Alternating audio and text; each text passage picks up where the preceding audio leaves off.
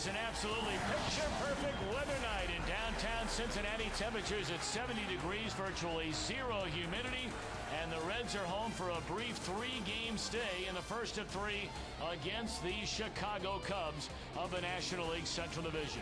And hi again, everybody, alongside Chris Welsh. I'm Tom Brenneman. Welcome, as always, to Reds baseball here on FSN Ohio. Well, we know the Reds are going through some mighty tough times right now, and they're leaning hard on a 22-year-old right-hander in Johnny Cueto to try and right the ship. Well, let's hope, Tom, that he doesn't feel too much pressure. He just goes back to the basics. And when he throws the basics, that means fastballs down around the knees. It'll look a lot more like that first start where he went 7 innings of 1 hit, 10 strikeout baseball instead of that last start, which he had a hard time getting out of the second inning. Last 5 starts, he's 0-3, earned run average inflated mainly because of that start that he had in St. Louis. But let's forget about that. Let's go back to the basics with Johnny Cueto. This guy's got a great arm. He got some special tutelage from Mario Soto that they flew up from the Dominican Republic to work on him. You know, they worked on him a little bit of a slider on it, but mostly his delivery, which is trying to get him to straighten up towards home plate and get the ball down the strike zone. You've got to pitch down in the big leagues. Let's take a look at our G pitching matchup tonight. It'll be the youngster Cueto, 1-3, an ERA of almost 5.5, against a veteran Ryan Dempster, the one-time Red, who's a starter again and doing well. Yeah, he is doing well. In fact, he's pitched the Cubs right into every ball game in which he has started, giving them a chance to win. He was a little fortunate in the game he pitched against the Reds, however. He walked 5 batters in that game. You've got to make this guy throw strikes. Sinker, slider, changeup. He's going to throw a lot of off-speed pitches tonight. Make him throw strikes, get the ball over the plate. I think the Reds hitters are about to break out of it. Well, they're battered and bruised, these Chicago Cubs coming in. Some guys nicked up, some guys missing time. Ryan Friel's hurting, but he's in there tonight. More on that in a moment.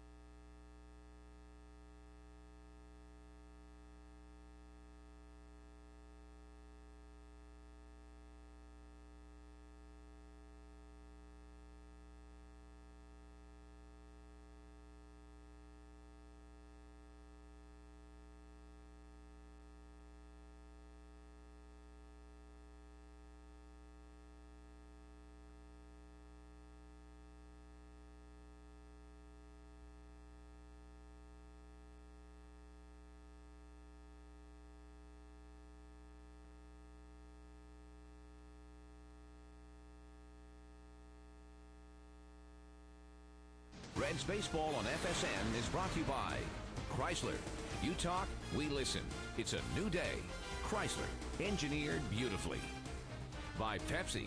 Every sip gets you closer to your choice of choice stuff at PepsiStuff.com. By Dodge, you talk, we listen. It's a new day. Dodge, grab life. By Skyline Chili, game time or anytime, it's always Skyline time. And by State Farm, at home or away, State Farm is there. Call, click, or visit and start saving today. Welcome back to Great American Ballpark in downtown Cincinnati. The former Red skipper who led them, of course, to the 1990 World Series title, Lou Piniella, the manager of the Cubs, his franchise.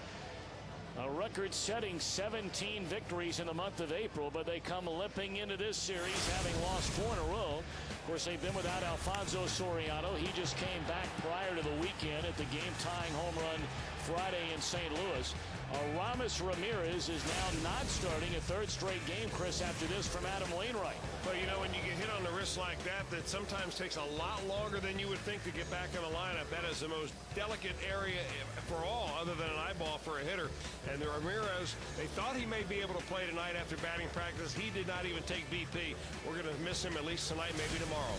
Well, Ryan Friel may be battered and bruised from running all over the place, diving, getting hit by that ball right there, the line drive in Atlanta. But he's been knocking a cover off the ball, and he is in the lineup tonight. You see what he did on the road trip, a batting average of nearly .450. You know, the Ryan Friel's the kind of player that gives you spurts of high energy and great production. Then he goes into horrible slumps. It's up to the manager to find out when he's hot, play him during that period of time, and then rest him when he cools off. Right now, this guy is on fire. All right, the Reds have lost 5 in a row, and it's trying to change their fortunes. Johnny Cueto on the mound when we return. The Reds and the Cubs next. Willie Mays, September 22nd, 1969, 600. Babe Ruth, August 21st, 1931, 600. Hank Aaron, April 27th, 1971, 600. Ken Griffey Jr., keep watching. Mike Schmidt, April 18th, 1987, 500. Ernie Banks, May 12th, 1970, 500. Harmon Killebrew, August 10th, 1971, 500. Willie McCovey, June 30th, 1978, 500. Manny Ramirez. Even when you can't watch your favorite team, you can know what's happening with MLB.com's mobile team alerts, now including video alerts for your video-enabled phone. You'll get video highlights minutes after they happen, text messages on home runs, lead changes, and more. Everything you need to stay informed throughout the season for just $3.99 per month. Sign up now and pick your favorite team. Text MLB to 65246. For complete details, go to MLB.com/mobile. Welcome to the new and improved MLB.com. Experience the game like never before with MLB.com's Game Day. Real-time pitch type and in-game video highlights moments after they happen. Have those same highlights sent straight to your video-enabled phone with MLB.com's mobile team alert. And if you can't get to the game, watch every out-of-market game this season live with high-quality streaming video exclusively on MLB.tv. Only on MLB.com, where baseball is always on.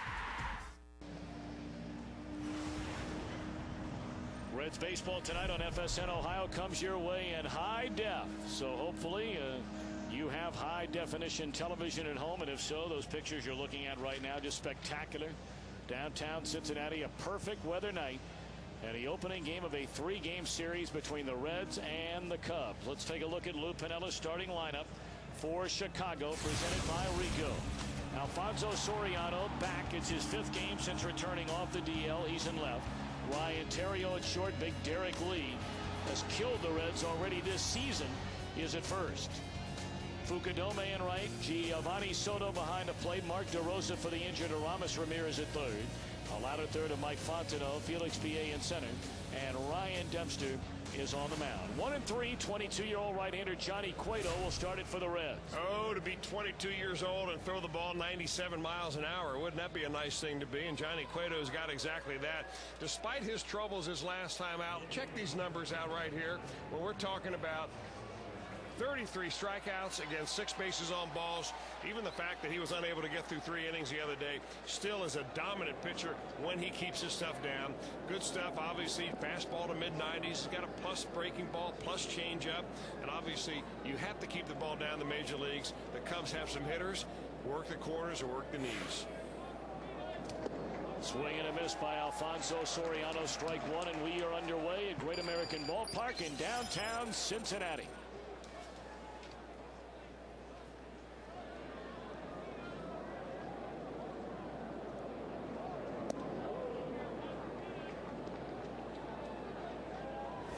You know, Johnny Cueto ought to keep in mind when he's out here in the first couple of innings that this is a very difficult time for hitters to pick up the spin of the ball and really be able to adjust to a really good fastball. He has both of those things, a good spinning breaking ball and a good fastball. The batter's eye in dead center field and right now has a reflection on it. You can see it right here. And it's a very tough thing to adjust to. When you're looking in there looking for a 96-mile-an-hour fastball, well, Alfonso Soriano couldn't solve it. So a good start for Johnny Cueto. A strikeout of Alfonso Soriano to begin the ball game. Well, Soriano is one of those hitters that really doesn't cut his swing down very much at all trying to make contact. But you can kind of feel sorry for him a little bit, I guess, because look at the background that he's got to pick that ball up out of. It'll last like this until maybe 7:30 or so, and then the sun will go down below the stadium level and everything will be in the shade. But in the meantime, hitters are not picking the ball up very well.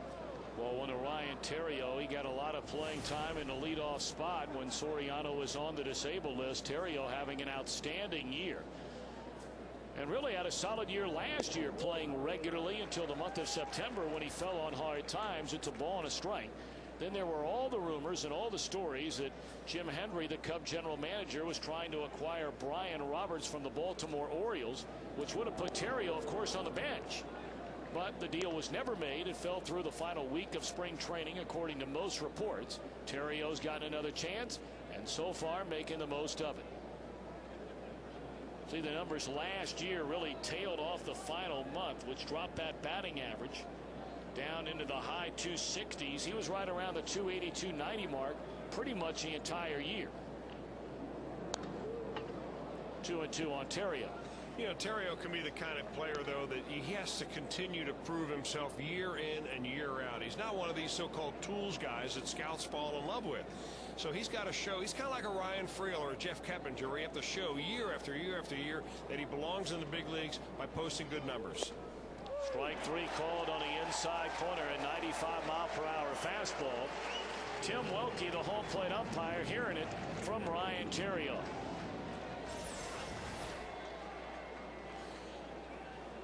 Well, Tim Welke behind the plate. Smelled like a fastball anyway, and it smelled like a pretty good one right there. He makes the call. Back-to-back punch-outs to start the ball game. Now Derek Lee, he looks at a strike. You know, I was not in St. Louis. I did watch the game on FSN when you guys brought it to us from St. Louis, and you can see the way Cueto is up in the zone there. This is a little bit different right now. He's really concentrating on getting that ball down around the knees. And when you're a right-handed pitcher and can throw 95 on the outside corner to a right-handed hitter, that's a tough place to get the ball, but boy, it's also a very tough place to hit it. Derek Lee very unhappy with each of the first 2 strikes in his at-bat, and that one just low and away. Now, I had a hard time understanding you. Did you say you did watch the game that he started? Of course I did. Okay. I have my critique notes around here somewhere. We'll dig them up for me later if on. you would. I was going to say, what were you doing? Filling my TV with FSN, baby. Pitch taken up and in, 2-2. Probably an early celebration of your bride's birthday. Well, and we celebrated it today. Cinco de Mayo. Happy birthday, Debbie. Happy birthday indeed. She's over at Barb and Tom's house, her mom and dad having dinner. Somebody has to cook dinner for her here on her birthday, right? I figure maybe you got up in the morning and made her some JTM patties. Here's a pitch on the way, and just low, 3-2 on Derek Lee. That was a big birthday, but not quite that big. Okay.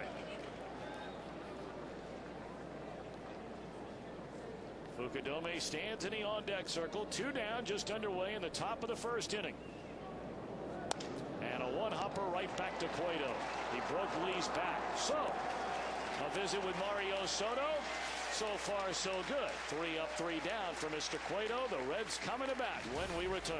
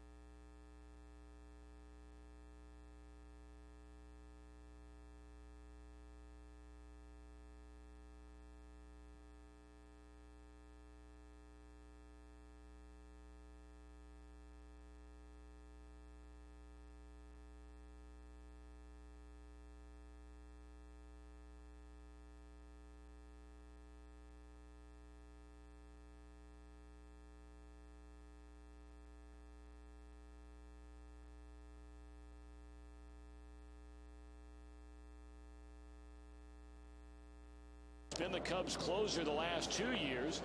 Came up originally in the big leagues as a starter, and he's a starter again in very impressive numbers to start the year. Right now he's got a career high 4-game winning streak, 4-0 record, an earned run average very respectable, right around 3. The one thing that bothers you, though, if you're a Cubs fan and watching Ryan Dempster, you wonder if those walks, the walk and strikeout ratio is something that'll eventually going to get to him, and he can wild pitch himself into problems. Oh, and to the count on Ryan Friel, a .328 batter with 8 runs batted in. Well, Ryan Friel not going to let Dempster pitch himself into trouble. Swung at the first pitch, took a strike, and then chased a ball out of the zone, and he's gone to begin the game. Well, the scouting report on Ryan Dempster is exactly that. At the very bottom, make him throw strikes, and we'll go from the bottom to the top. He likes his changeup, especially to left-handers. He'll throw that a lot. Sliders to right-handers and fastball. Not great stuff, but good enough stuff to keep you honest. But right here, make him throw strikes. I can't emphasize that enough. He'll walk you if you get a chance. To give him a chance. The Ken Griffey Jr. countdown to 600 home runs is brought to you by Walt's Business Solutions, the official solutions provider of the Cincinnati Reds. A junior left on the road trip, 3 home runs shy of 600. He's still 3 home runs shy of 600, and certainly playing with a heavy heart. A dear friend since childhood. Junior found out earlier today, finally succumbed to cancer at only 38 years old, and Junior was scratched from the lineup by Dusty Baker. Once the manager heard about it, Junior came back in and said, I want to be in the lineup. So here he is. And I'm sure it's got to be tough for him right now.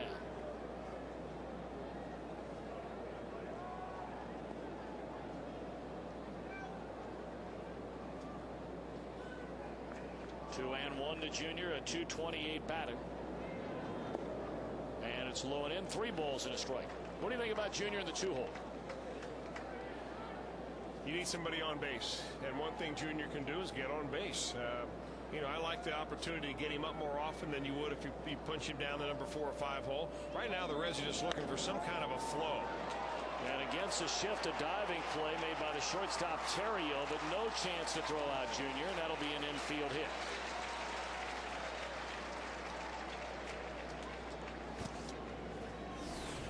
Let's take a Cubs defensively. PA is starting in center field. Don't be fooled by that 0 errors in career games. He is overthrown and badly overthrown to third and home numerous times this year, and inexplicably has not been charged with an error. Soriano in left, Fukudome in right. DeRosa for the injured, Ramirez at third, Terrio Lee rounding out the infield. PA can run him down with the best of them. But according to all reports that we've been given, when it comes to throwing the ball to bases, and I'm not necessarily talking about trying to throw somebody out, but just hitting a cutoff man has been tough at times for PA.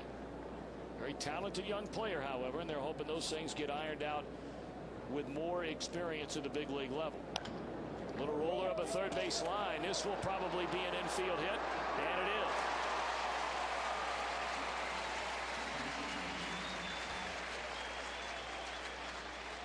Now the Reds getting a couple of breaks on the first 2 balls they hit on the ground.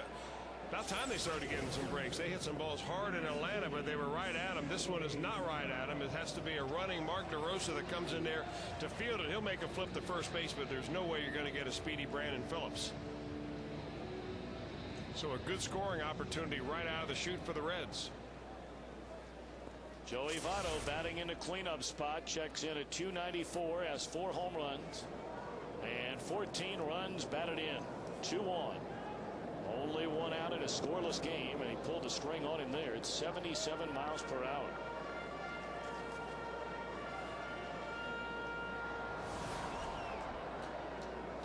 Tonight, the 3rd time in the Reds batting order where Votto has hit in the cleanup spot.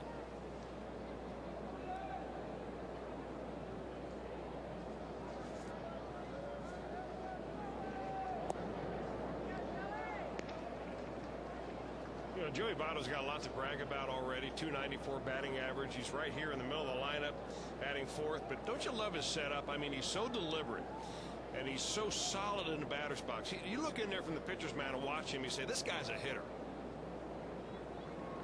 Go to the right side. Trouble here. And a boot at second base, and everybody safe. Clearly, Fontenot had already directed his attention to the throw to second to start the double play. And then can't field it cleanly. Well, they say good hitters put special spin on the ball. You wonder if that's the case right here for Joey Votto. I say that tongue-in-cheek, obviously, as that is a 4-6-3 ground ball double play made to suit anybody out there, except Fontenot can't get the handle on it. So the Reds have to take advantage of an opportunity like this. They could not be more fortunate than they are right now. Edwin Encarnacion, the batter, and he takes inside for ball 1. This is one of the areas where most teams just knock the cover off the ball with the bases loaded. The Reds are not one of them. They have 5 hits and 28 at bats with the bases loaded. That is a 179 team batting average. He did not go around. It's 2-0. Encarnacion, in fact, has 7 at bats this year with the bases loaded and is 0 for 7 without a single run batted in. And you know, Tom, I think part of that is due with the overall impatience as a team that this ball club shows. And you're looking at the guy in the batter's box right now who may be the most impatient of all. Even after Dempster missed on the 1-0 pitch, he nearly swung, held his bat back just barely on a pitch that was going to miss way out of the zone. Now he's worked himself into 3-0.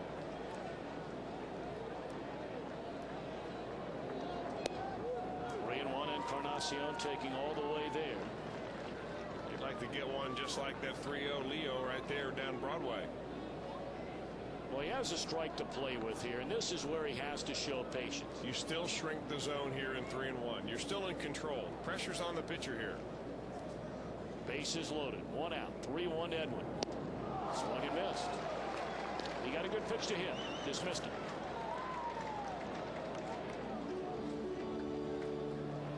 Yeah, kind of an awkward looking swing, though. I'm not so sure he's picking the ball up very well out of the hand of Ryan Dempster. 3-2 with the bases loaded and 1 out. And it's ball 4 to bring in a run.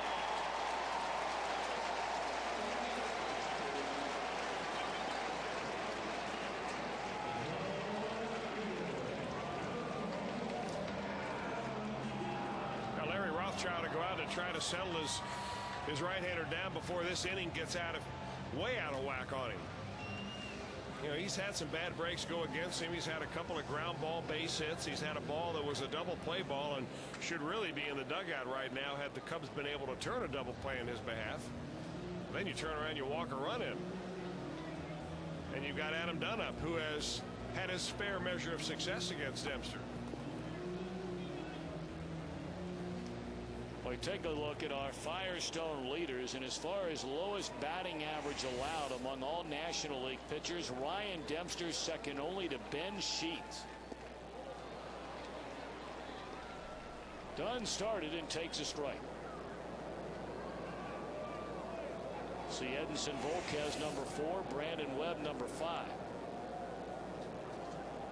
Bases loaded, 1 in, 1 out.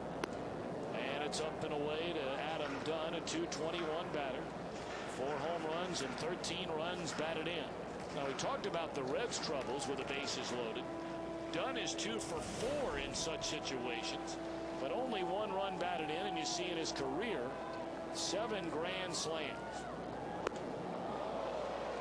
Well, clearly he didn't pick that ball up, because he didn't start the swing until it looked like it was almost in Soto's mitt. Well, there's a certain time of day when it's very difficult for outfielders to pick up fly balls. At this ballpark, though, this may be the worst in the National League. This time for hitters trying to pick it up out of a pitcher's hand.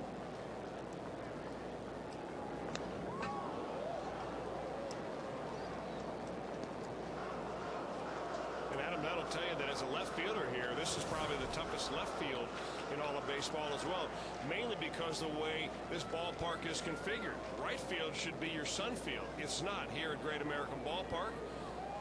With a special exemption from Major League Baseball, they designed it so left field's your sun field.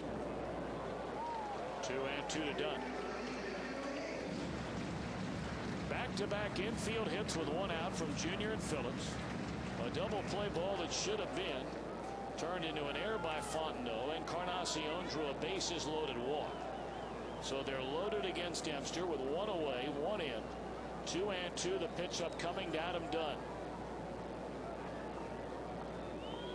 And here it is. Rolled foul.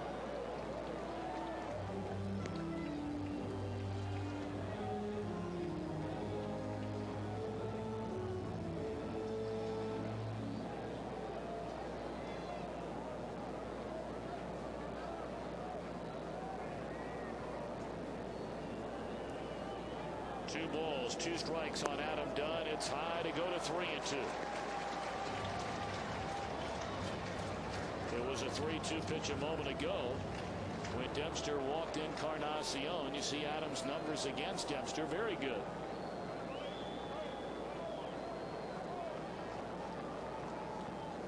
A big pitch in the early part of this ball game. 2 away in the inning. Dunn looks at strike 3.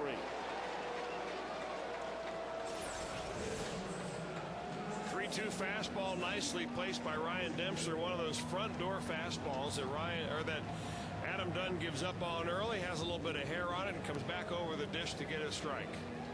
Big time pitch and big time opportunity by Adam Dunn gone by. Well, now it's up to Keppinger, one of the few Reds this season to hit with runners in scoring position. There's a strike.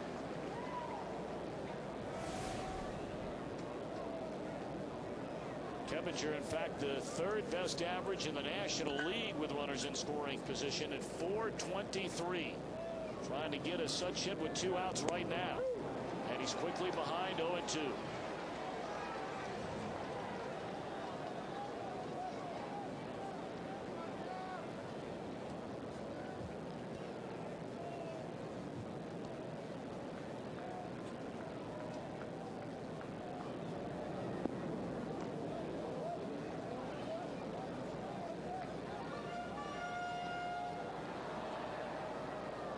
We got to look at Giovanni Soto, the Cubs catcher, when we went through Chicago, Tom. And I'll tell you what, very, very impressive behind the plate. Bases loaded. You get 0-2 on a hitter. As a pitcher, you want to bounce the ball in the dirt.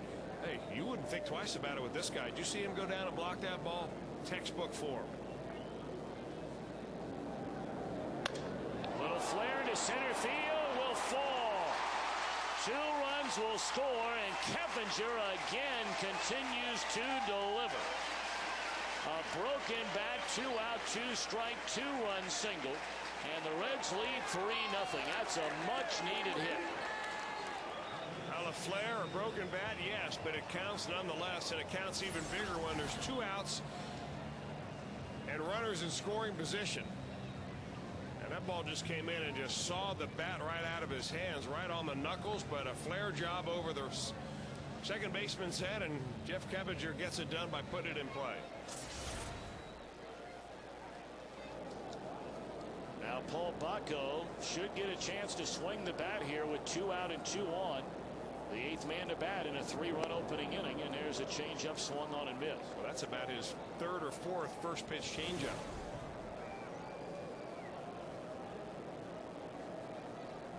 Well, really, you look at every Red up and down the entire roster, and I don't care if you're talking about hitter, pitcher, makes no difference. If you had to grade out every player on the Reds so far this year, from what you expected to what they've done, Bacco might rate higher than any player on the club. He has had an excellent year. Gone on strikes this time, but a 3-run opening inning. 3 hits and a big error by Mike Fontenot. And to 1, the Reds up 3-0.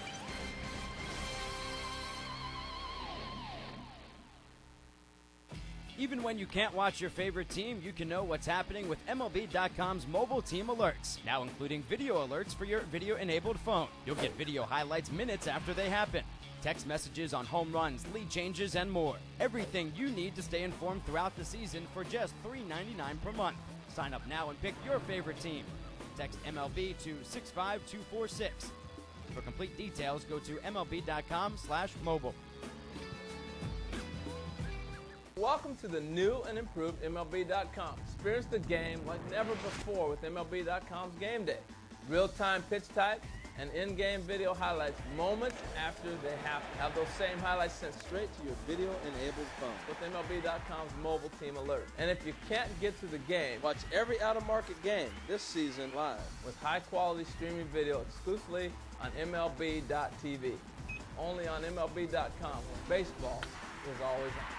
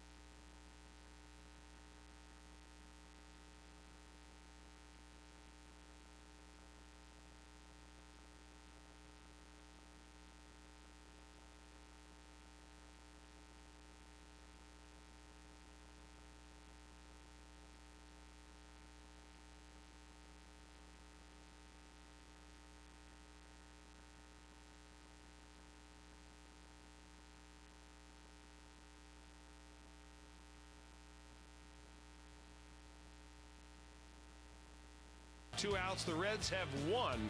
I repeat, 1 run batted in that situation that gave the lead to the Reds. A go-ahead run batted in with runners in scoring position and 2 outs. Way, way worse than the league there. And hopefully they'll be able to get some clutch hitting going. They've jumped off to a 3-0 lead with exactly that kind of at-bat and base hit by Jeff Keppinger. 2 outs, runners in scoring position. So they've already addressed their problems, Tom. Well, let's see if Johnny Cueto can pitch deep into this game and get the other part of that equation going. Swing and a miss by Fukudome. Boy, he was so impressive when we saw him for the first time in Chicago, the first series between these two teams.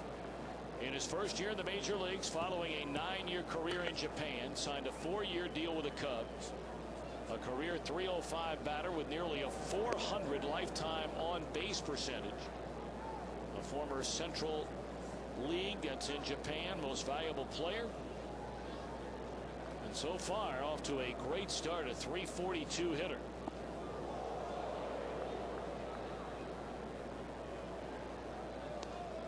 That's That's the old Hoyt Wilhelm trick right there. You get ahead of a hitter, instead of buzzing one up around his neck and waking him up, you throw one down around his ankles. Explain these numbers to me, though, on Fukudome. 448 at home at Wrigley Field. He loves the friendly confines, down the low 200s when he gets on the road. The Cubs have played a lot of home games, and they've been very well in home games. 11-6 overall when they stay in Chicago. The 500 club on the road. 3-2 is strike three called, and Fukudome, who has a very good eye at the plate, thought it was ball four, or at least ball three, I beg your pardon. Instead, it's strike three. Well, memo to hitters, Tim Welke's calling the corners, and if that's the case, both Ryan Dempster and Johnny Cueto should take note of that and be able to deliver the ball down and on the ankles. Now, he's getting a little bit of beef right now, Welke. Over this call and some others, he's looking into that Cubs dugout. Well, Gerald Perry, the hitting coach, I'm not sure if he was the one thrown out. I don't think it was Lou Piniella, although here comes Lou.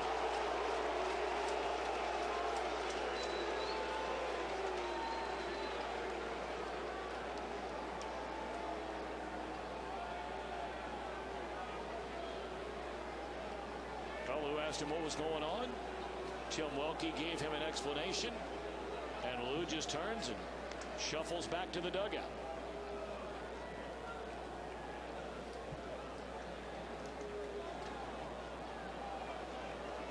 Now Lou's getting into it with some fans in the diamond seats. He's got his ears on. I think it is Gerald Perry, their hitting coach, who's been thrown out of the game. Right there. And there's a strike, meanwhile, to Giovanni Soto. Not only has Soto done an outstanding job behind the plate, as Chris mentioned a moment ago, look at those numbers. And a high drive into deep left field has put Chicago on the board. Home run number 6 for Giovanni Soto.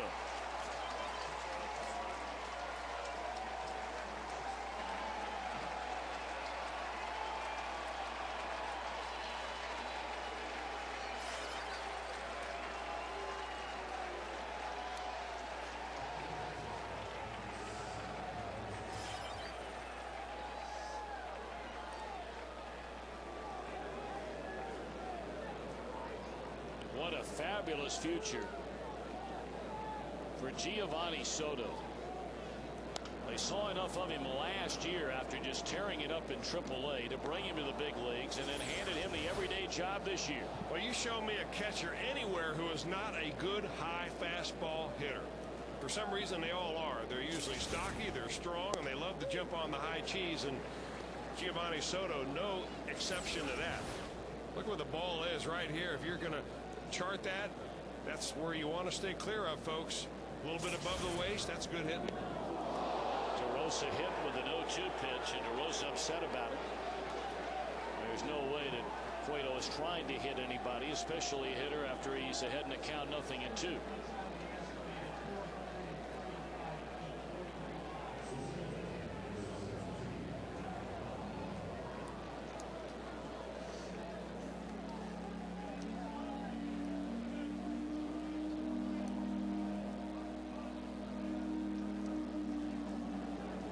Mike Fondo checks in at 294 with a pair of home runs and 11 runs batted in.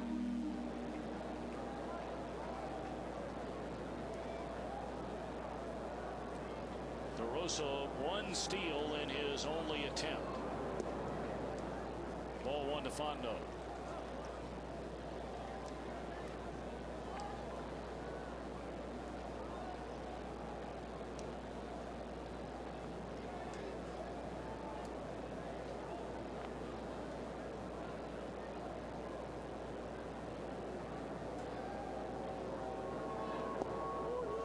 Good change up right there, caught the outside corner. 1-1 to Fondo. Are you seeing anything different besides results, obviously, so far from Cueto tonight? I saw the follow through that Mario Soto talked to me about the other day on the bench up in Atlanta, about how he follows through towards first base and didn't like that. Well, I saw that in spring training. I saw it through his first couple of starts. You know, in fact, we even made a comparison between Johnny Cueto and his follow-through and the great Bob Gibson, and had them side by side and showed them, and they're very similar. Of course, Gibson's about 5 inches taller than Cueto, and maybe a hair meaner, but I'll tell you that they follow through very much the same way. But you do have to keep your head over the target and over your front knee as long as possible, and that'll help them keep the ball down. So the adjustment at the major league level, sometimes very small, it can mean something very big. 1-2 on Fontenot. 3 strikeouts tonight for Johnny Cueto. He's allowed the 1 hit and the 1 run. Well, the great stride right there. He really pushes off of that back leg, and he gets himself terrific momentum towards the plate. But if he shortens it up too much and then ends up falling too much off towards first base, very difficult to keep that ball down consistently. Still 1-2 to Fontenot. Looks like they're going to come in on his pitch. A long look over at first base. And a hitter wants time out. I'm not sure why Cueto would be consumed as far as his attention is in any way, shape, or form with DeRosa at first base. Probably can't read the scatter report. 1-2 on Fontenot. A decent lead over there by DeRosa. And a breaking ball misses down and in.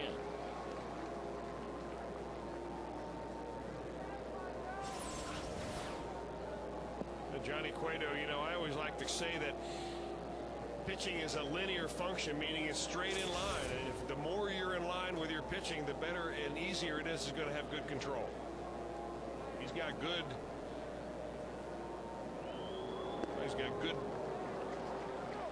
I guess, geometry, if you want to call it that. So you don't think he looks like he is still falling off to the first base side? He is falling off, and I think he's probably done that throughout his minor league career. I know I saw him do that in spring training. I know that they want to get him a little bit more towards home, but you're not going to make a major adjustment like that between starts. That's something that you're going to work on a little bit at a time. And in the meantime, let him pitch. Let him use that 95 to 98 mile an hour fastball, and don't try to cloud his mind with too much other stuff. Reds lead 3-1. We're in the top of the second inning. 1 in, 1 on, 1 out. And a 3-2 pitch to Fontenot. Runner goes, and a strike 3. Throw down a second. And a terrible throw made by Baco.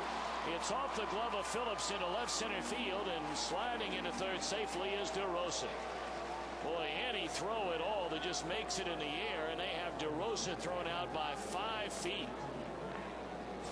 You know, it's a shame they have to give him a stolen base at all on this. It's going to go down as a stolen base and then an error on Baco as the ball gets by Brandon Phillips.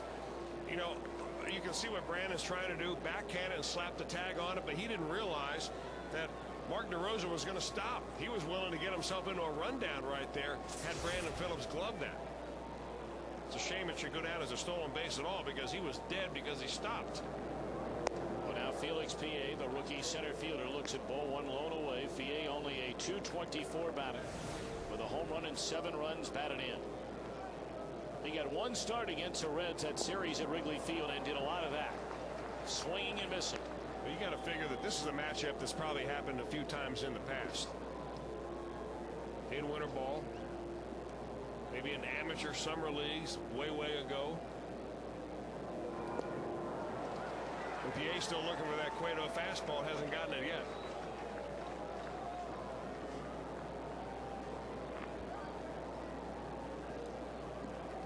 Well, you know he's a sucker for the slider down and in. You wonder if he'll chase a high fastball out of the zone. Here's a 1-2 to PA. And there's that slider down and in. 2 balls and 2 strikes.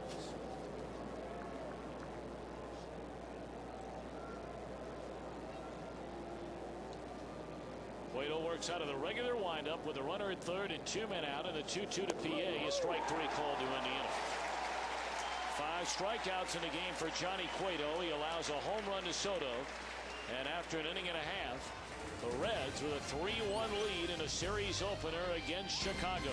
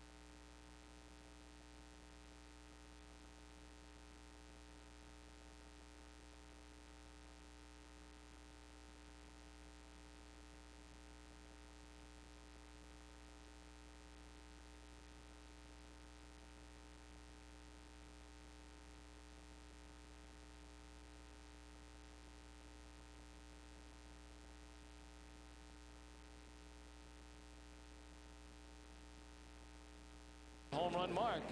Be there to see it. For tickets, call 381-REDS or go to Reds.com. Junior due up third in the inning as we're in the bottom of the second at Great American Ballpark. Reds in front 3-1. And it's 0-2 Ryan Dempster against Johnny Cueto. Struck him out on 3 pitches to start the inning.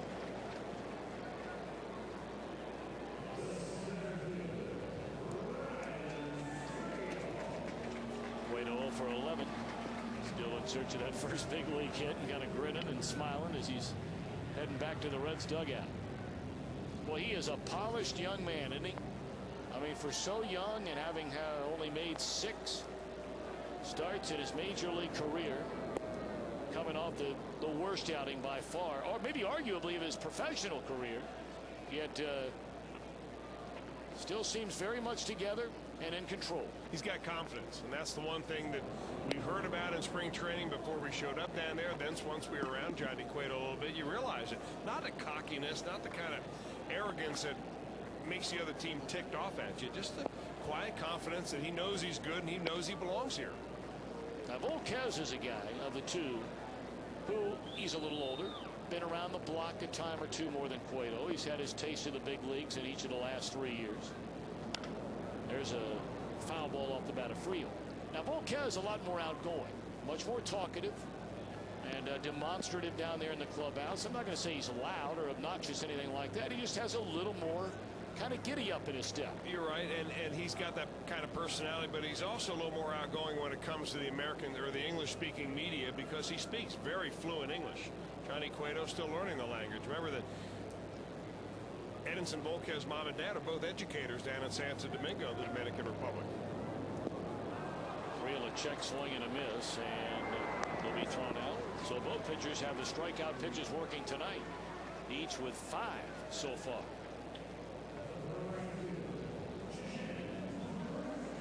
They're really getting them done with different pitches too. Ryan Dempster's strikeout pitch on the night, with the exception of that fastball that Adam Dunn took in the first inning, have all come either on change-ups or breaking balls. Johnny Cueto's gotten the majority of his on his heater. Well, now Junior, who had an infield hit and scored in the 3-run opening inning, looks at ball 1 low and in.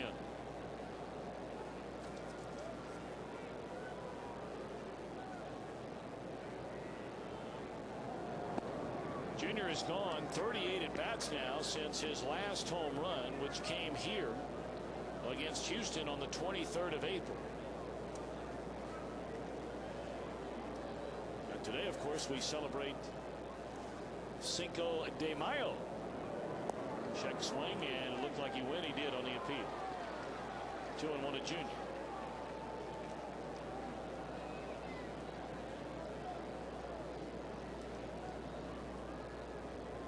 One of Junior's 4 home runs this season came against his Cub right-hander, Junior's former teammate Ryan Dempster. That was during our 3-game trip in Chicago.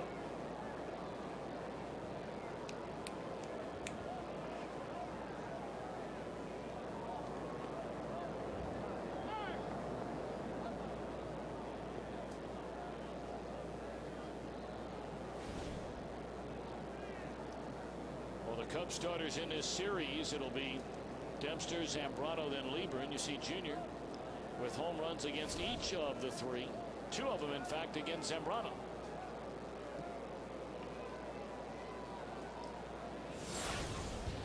Going back to April, yep, that was Ryan Dempster on the mound. Ken Griffey Jr.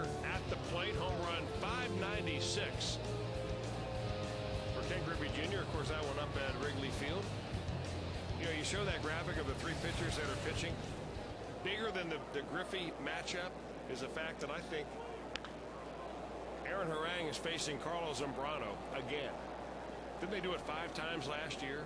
I think 6 times. 6 times, and I think that Harang got him 4 or 5 of those times. 2-2 the count. And a breaking ball is down and in.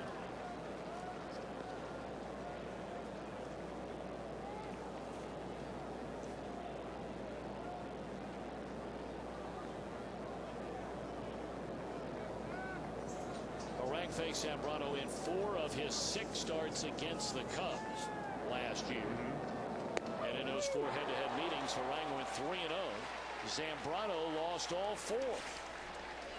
So strike 3 to Junior, as Dempster for the second time tonight fans the side. The Reds lead as we go to the third by a pair.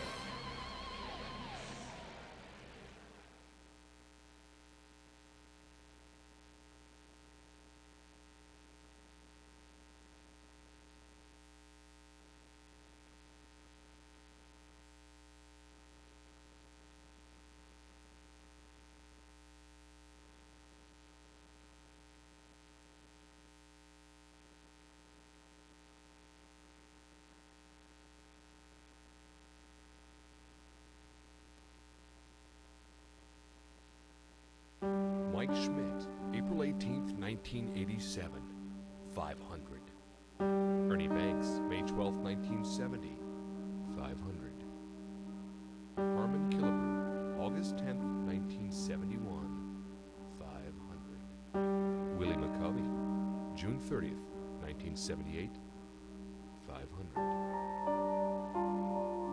Manny Ramirez,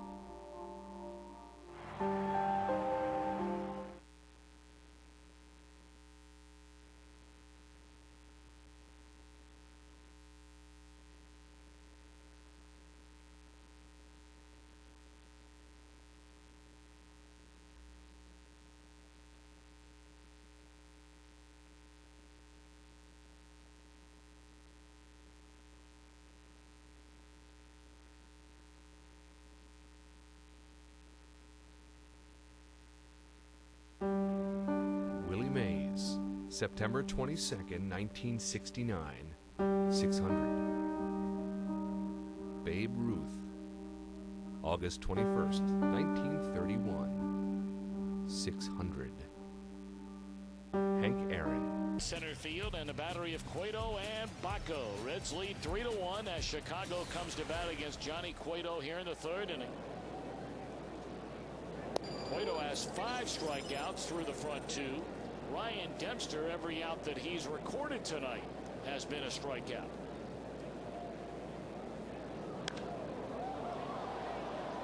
Fly ball to left center field, done a wave off Friel. 1 away.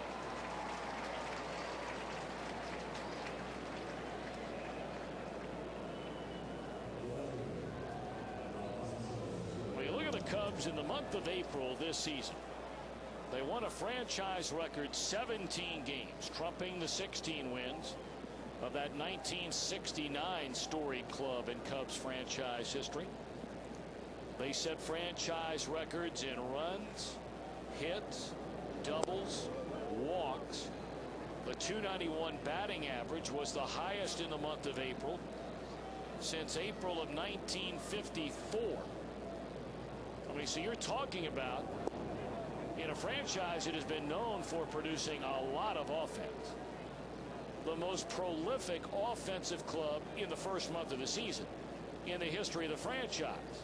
Yet having said that, they come in just 5 games over 500. That's where that runs per game average can be so misleading. Fly ball into right field, hit pretty well. Junior at the wall, leaps, and he got it. Ken Griffey Jr. up against the wall in right field. Goes up to get it and denies Soriano of a hit, perhaps a home run. Now, Seattle Mariner fans saw this for years as he roams center field in the Kingdome. He does it in right field tonight, going up, not robbing a home run, but certainly an extra base hit away from Alfonso Soriano, who thought he had something going there, going the other way on Junior. Maybe that could have had a chance to be out of here. Every time I see it, the catch gets more and more impressive.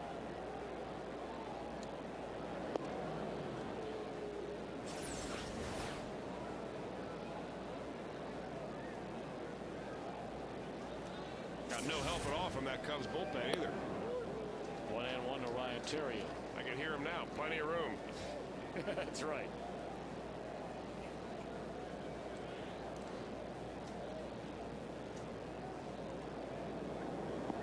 Well, you know, we're getting back to that thing about the Cubs, and you look at their starting rotation, and really outside of Zambrano and Ryan Dempster, it has been just a disaster. I mean, Marquis has struggled. They've already sent Sean Hill back down to the minor leagues. John Lieber is going into the rotation for the time being until they can get Hill straightened out. Rich Hill down at the minor league level. Sean Gallagher was just called back up. They might put him in the rotation. Kerry Wood at times has been pretty good, but has already blown 3 save chances.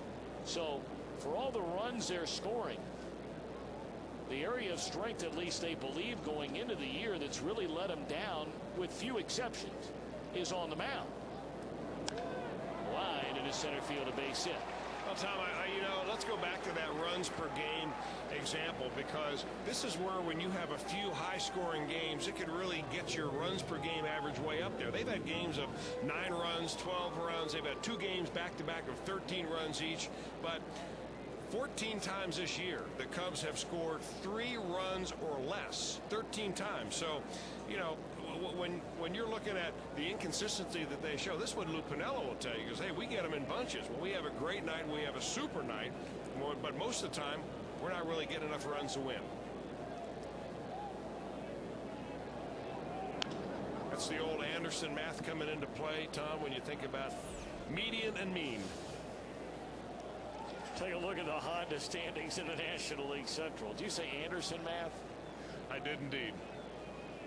We talk about the Cubs' problems, whatever problems they're having. All of us should have those problems. You're still 5 games over, and you're only a game and a half out of first. And at least a common belief, whether or not it holds up, we'll find out. All I know is the Cardinals are winning every night. Now, most people say it's not going to last. Well, they're winning every night. They are. And the Cubs got off to a tremendous start. They started out of the gate 15-6, and then they've gone 3-7 in the last 10. One hopper down to Encarnacion. The short way will end the inning. 1 hit, 1 left, middle of the 3rd. The Reds in front of the Cubs, 3-1.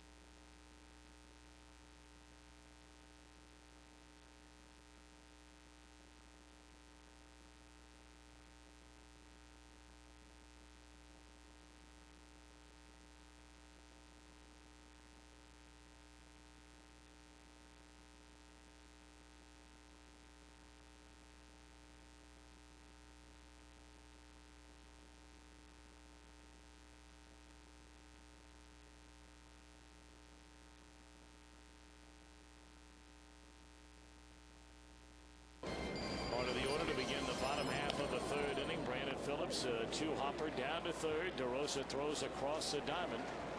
1 pitch and 1 out for Dempster. Reds lead 3-1.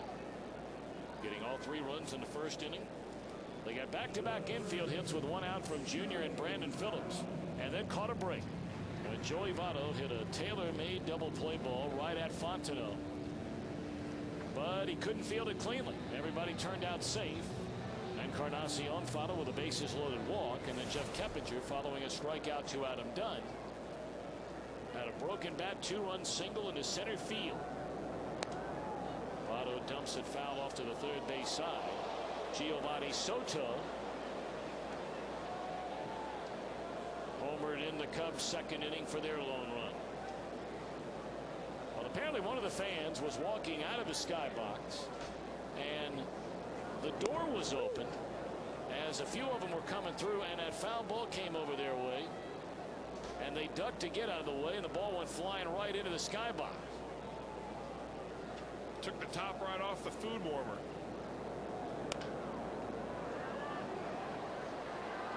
Roller out in front of the plate, and Dempster will throw out Votto. Well, it doesn't matter who's in a 3, 4, 5 spots, and by and large, let's be clear here. By and large, it has been Phillips, Dunn, and Griffin. And you take a look at the 3, 4, 5 hitters compared to the National League average. Batting average, 34 points less on average. On base percentage down by almost 15. Slugging percentage way off. Look at the RBIs. 17 off the average. And right under the glove of DeRosa into left field, and Encarnacion reaches on the 2-out area. You know what, Tom? I look at a stat like that shows the 3, 4, and 5, or the 3, 4, and 5 hitters of the Reds, middle of the order, against the National League average, and I look at that in an optimistic way, thinking that there's no way that the middle of this order is that much less than average, and so these guys, there's some payback coming somewhere along the line. Eventually, you got to figure that Dunn's going to get his 40 and his 100 runs batted in. That Junior's going to surpass his 600th home run finally, and then start swinging the bat like he can. And I think Brandon Phillips, who showed us last year to be plenty fine offensively, is going to be in the mix. And I think that Joey Votto needs to be continued in that mix somewhere. I just think by the time it's all said and done at the end of the year, you're going to think about Joey Votto as being number 3 or 4 hitter. Well, I don't think that anybody would debate that topic with you. I think the first thing that most would say, and the counter that I would say to you, is it's not always how much, but it's when. And when the team is 8 games under 500, and that's the particular point in time where your big fellas can't get off the schneid, well, if you start hitting when you're 15 under, who cares? Well, right now you can't say that it's still April, so it's early. Now it's still early May, yes, but soon you're going to run out of days that you can use that as a fallback. I agree with you. Well, this one is launched deep into the night, and Adam Dunn has helped change some of those numbers. A 2-run home run for Dunn, number 5 on the year, and the Reds lead 5-1.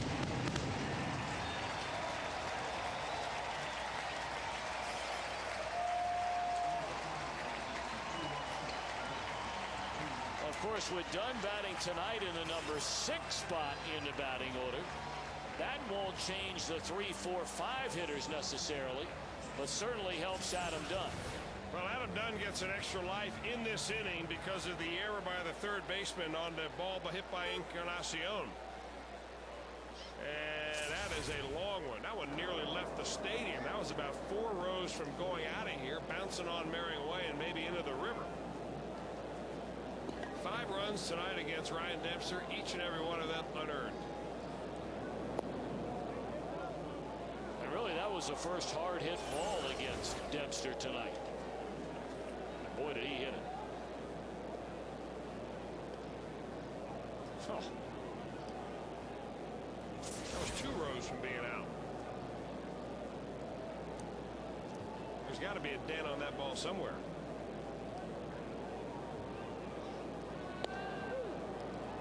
Outside corner, 1-2 to Keppinger, who had a 2-run single in the 3-run opening inning. For Dunn, now 5 home runs and 15 runs batted in.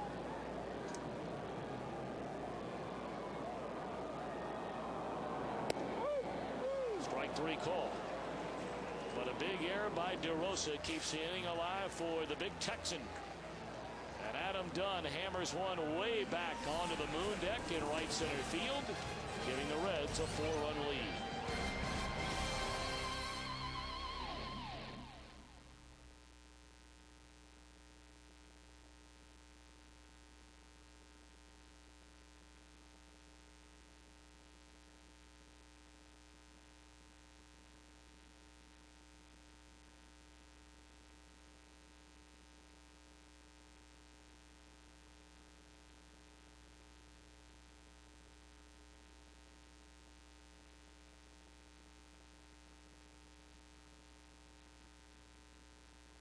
Even when you can't watch your favorite team, you can know what's happening with MLB.com's mobile team alerts, now including video alerts for your video-enabled phone. You'll get video highlights minutes after they happen, text messages on home runs, lead changes, and more. Everything you need to stay informed throughout the season for just $3.99 per month.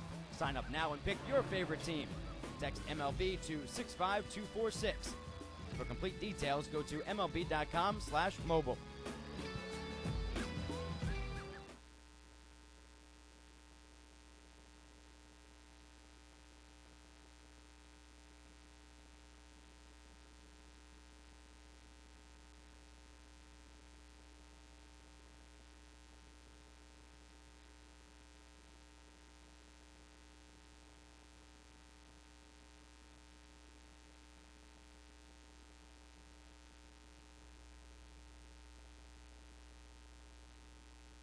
Welcome to the new and improved MLB.com. Experience the game like never before with MLB.com's Game Day.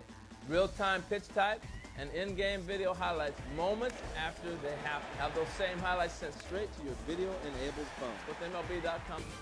By JTM, bringing all of Reds country together again around the grill with family and friends. JTM.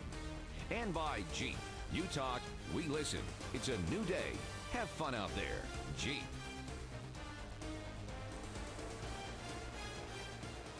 Adam Dunn, a two-run home run in the bottom of the third inning, has given Johnny Cueto his largest lead of the night. A 5-1 ball game, but a long way to go. Fukudome, Soto, and DeRosa here in the Chicago fourth, and a two-hopper at Phillips. He'll wait on Votto to get to the bag. One gone.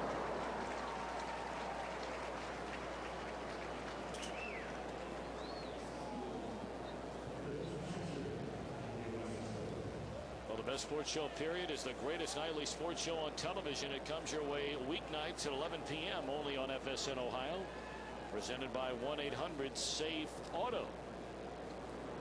I saw where Rob Dibble is no longer going to be one of the hosts of that show. Read that in the newspaper earlier today. So whatever Dibbs is up to, we wish him well. I thought I heard him on the radio. Is he on the radio? I think he does a show on satellite radio, if I'm not mistaken.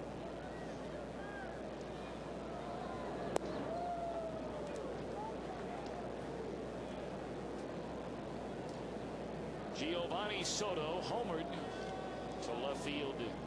His only time up tonight. He now has 24 runs batted in. He's a Cub team leader, one better than Derek Lee.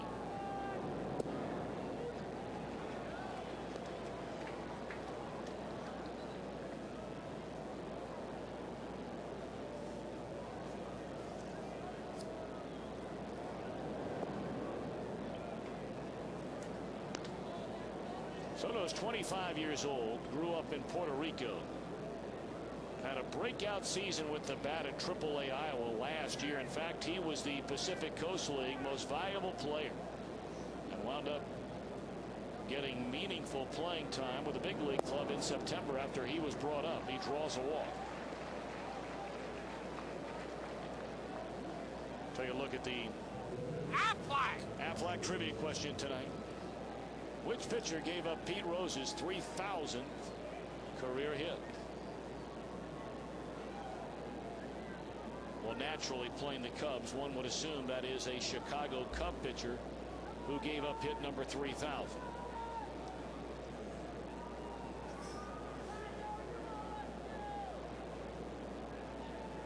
Of course, the Cub pitcher, if I'm not mistaken, gave up hit number 4191 at Wrigley Field in Chicago, and Pete came up with a chance to break the record in his final at bat, the all-time hits record at Wrigley Field on that afternoon, and was retired before the Reds came back home.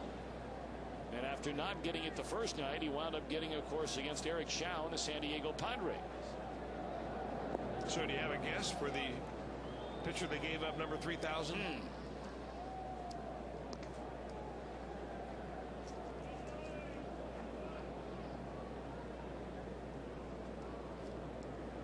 So if he's getting 200 hits a year, I think you're only talking 5 years previous.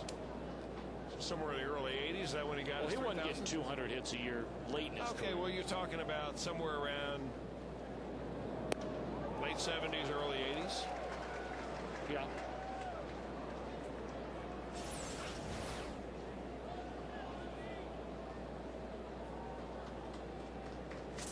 at the throat and P's at the knees. That's what you tell Is Johnny that a Commonwealth thing? That's what you tell Johnny Cueto. You keep it simple and you let him go out there and rip it up there. The ball fouled off before it reached Encarnacion. 1-2 on DeRosa. You never heard that? P's at the knees. I just heard it. The throat. Well, you got an arm like that. When you're 22 and you can dial up to about 98, that should be your game plan. That's a good game plan.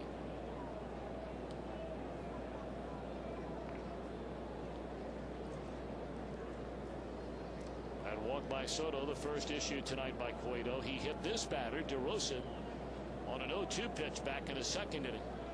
Here's a 1-2 pitch. Wow, I didn't miss by much. That's a call that both pitchers have gotten pretty much all night tonight.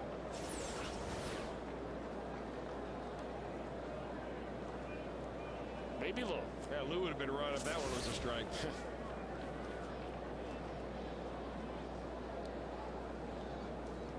2-2 on DeRosa, who has just killed the Reds the last 2 years. Check swing. It looked like he went. He did.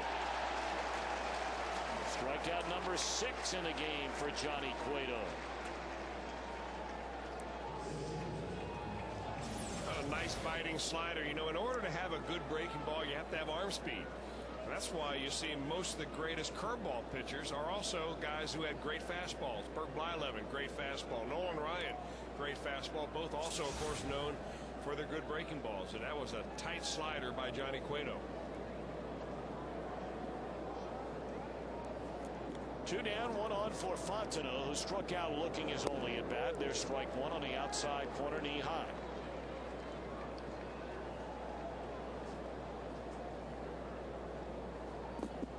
Looking a little like Mickey Morandini, isn't he? He really is.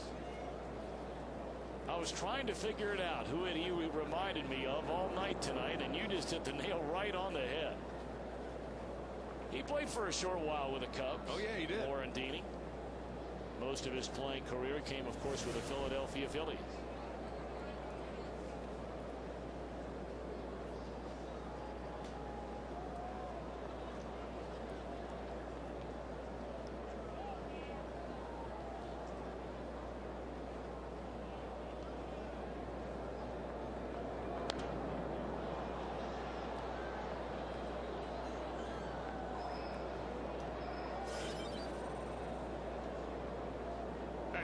Top of the 4th inning, 67 pitches for Johnny Cueto. Really, the only inning that jumps out at you is that second inning in which he threw 24. Everything else is right within range. And you know, Johnny Cueto, even though he's been a strikeout pitcher, came into this ball game averaging fewer than 15 pitches per inning.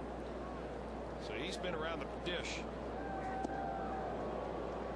2-2 to Fontenot. You mean Morandini? Morandini. The only thing that really separates him, though, is the little growth on the chin. Morandini never had that. Well, that's because it wasn't in vogue back then. Morandini wore the hair, I think, a little bit longer than Fontenot. Of course, those Philadelphia teams he played on, everybody had long hair. Strike 3 called. Fontenot can't believe it. That is 7 strikeouts on the night. Once he takes that hat off, he looks a little like Khalil Green.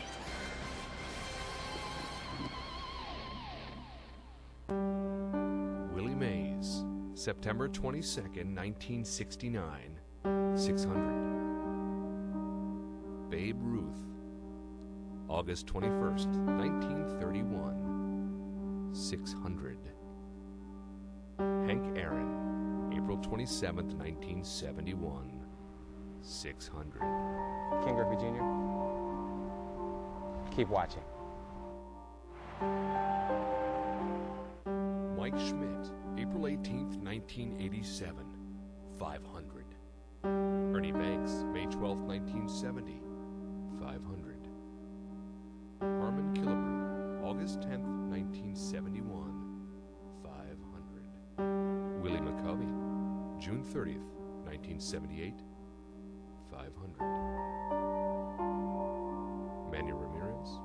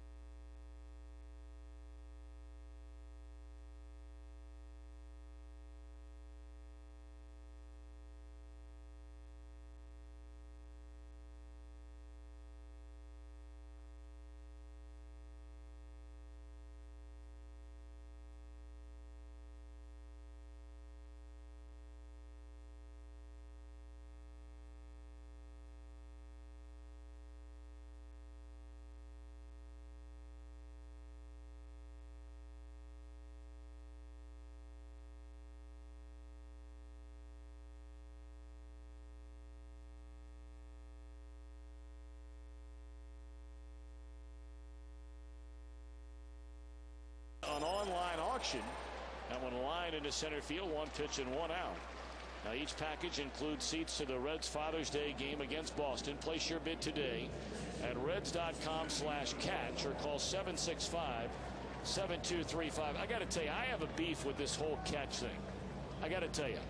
Now, I don't know about you, Chris, but growing up here in the greater Cincinnati area, okay, I have only heard of let's go out and play catch. Right? Right. Have you ever heard in your life from anybody who grew up in a tri-state or anywhere outside of the northeastern part of the country that ever said, let's go have a catch? Have you ever heard that said in your life? Unless it was a variety of cold one I had not previously heard of. Okay, I mean, but the only place I've ever heard that term, let's go have a catch, is in the Northeast. You're right. And now all of a sudden I'm hearing people saying it all over the place. Around here, we play catch. That's exactly right. 2 away in the inning.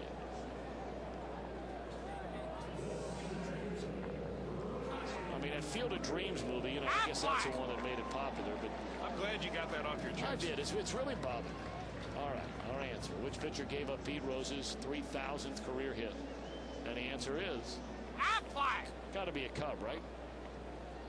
Okay, I guess I'm wrong. Steve Rogers of the Montreal Expos on this date in 1978. How are we supposed to guess that? I mean, unless you have a room dedicated to Pete Rose, how would you know that? Steve Rogers was a good pitcher. That guy was tough. Nickname Cy. He was tough. Because he never won one.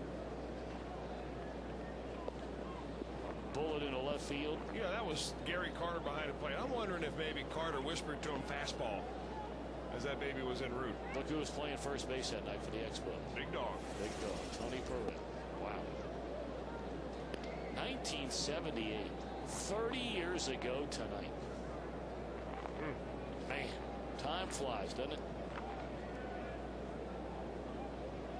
1-2 to Ryan Friel, who struck out twice in the game. A 2-hopper down to third, and Dempster with his first perfect inning since his last outing.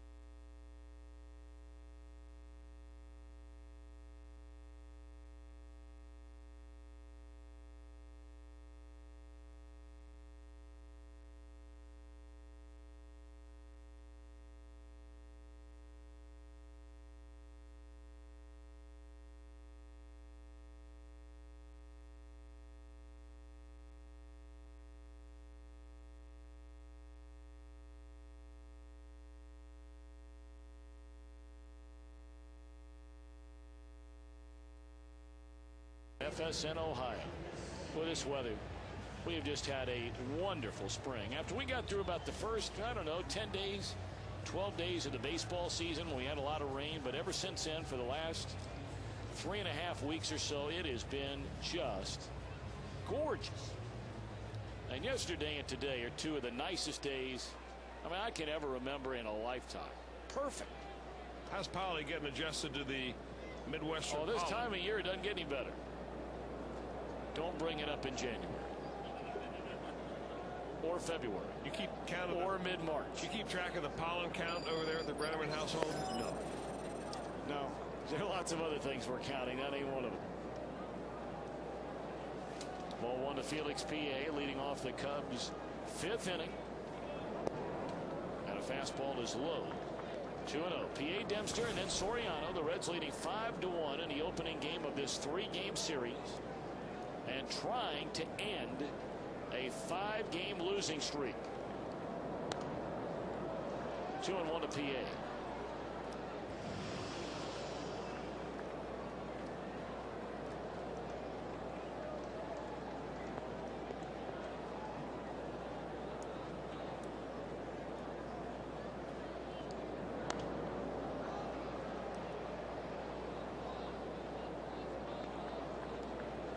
Tomorrow night will be coming your way on FSN Ohio for Game 2. That'll be Aaron Harang against Carlos Zambrano. And then radio only Wednesday. That is a 12:35 start. Tickets available for both games. Call 381-REDS or log on to Reds.com, or just come on down to the ballpark. Edinson Volquez will start on Wednesday against right-hander John Lieber. Then the Reds leave for a 3-game series in New York. Come right back home to open a 7-game homestand. Here's a 3-2 to PA, and that can't happen. A leadoff walk to a guy hitting in the 2 teens. On Friday night, get a look around the major leagues with a baseball report. We're covering every team all season long. The baseball report Fridays at 6 right here on FSN Ohio. But not only can it not happen, it's also very difficult to do. That is only the 4th base on balls this year to Felix PA in over 50 plate appearances. This guy's hard to put on base. He usually gets his at-bat finished in the first 2 or 3 pitches he sees. In fact, rarely does he go deep into a count. He's up there hacking. And I'd imagine Ryan Dempster's up there bunting. PA can't run. And it's bunted foul. See, I don't understand that particular pitch. That was a 89 mile. It was a fastball, but it was at 89 miles an hour. If you're Johnny Cueto and you've got a mid-90s fastball and you've got a pitcher in the batter's box, even a pretty good athlete like Ryan Dempster, and he's a good athlete, you go ahead and cut it loose. I mean, you throw it at the upper end of the strike zone as hard as you can, and you say, Ryan, let's see you get that one down. Don't give him a cookie down the middle at 89.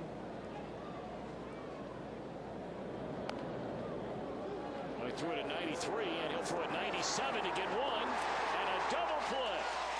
Cueto cuts it loose to Keppinger, and they turn 2. You're absolutely right, Tom. I think he threw that throw to second base harder than he threw the pitch to Dempster. I mean, he picks it up. He says there's no hesitation there, and look out.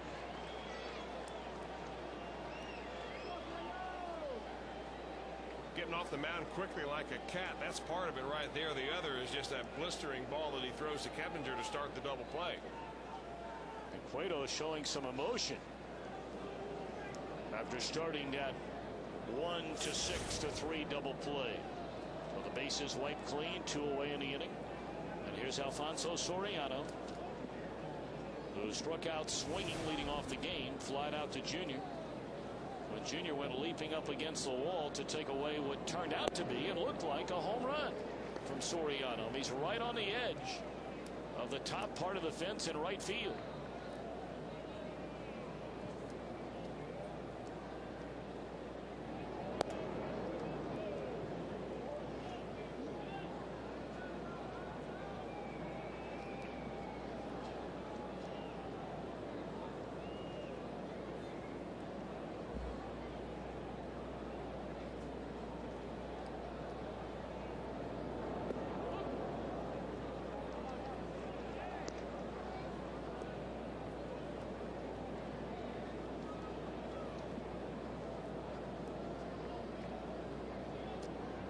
Soriano signed a contract as a free agent prior to last year with the Cubs. It will keep him in a Cub uniform until nearly his 40th birthday.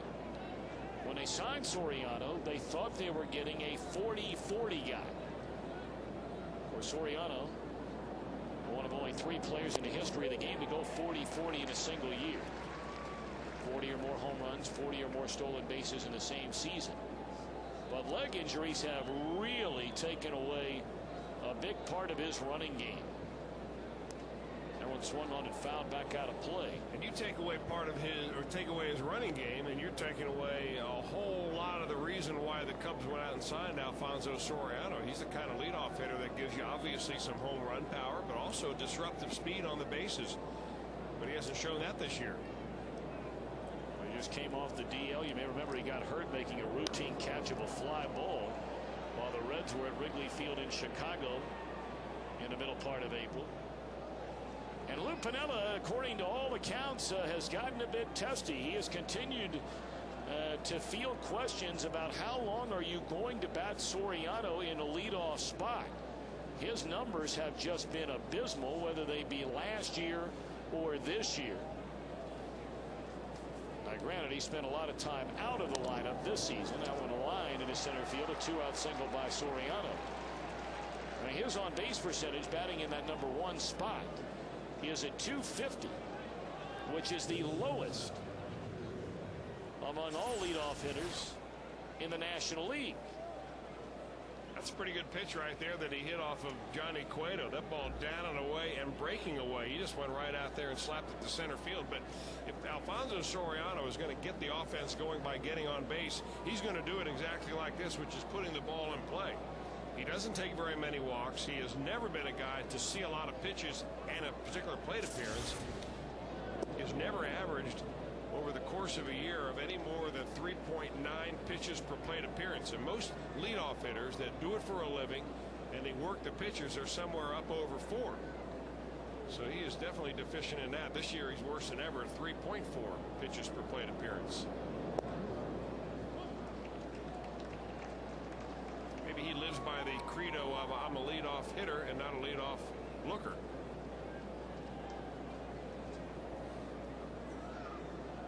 Well, the only 4 players in the history of baseball to go 40-40. Jose Canseco the first back in 1988. Barry Bonds did it in 96. Alex Rodriguez in 1998. And then in 06 it was Alfonso Soriano. That's an excellent stolen base percentage at 78%.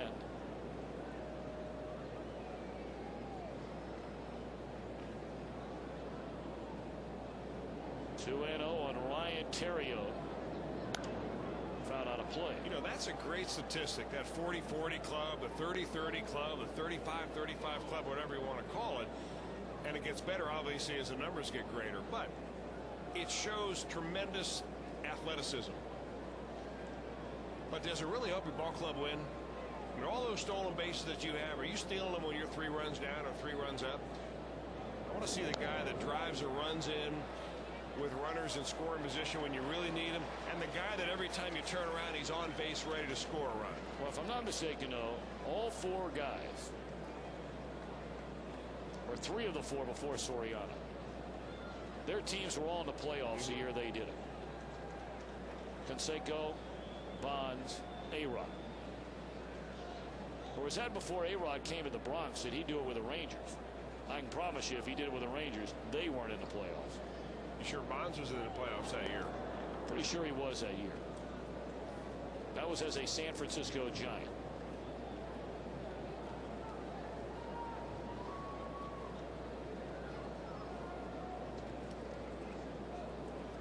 Well, you bring up a great point, but you know what?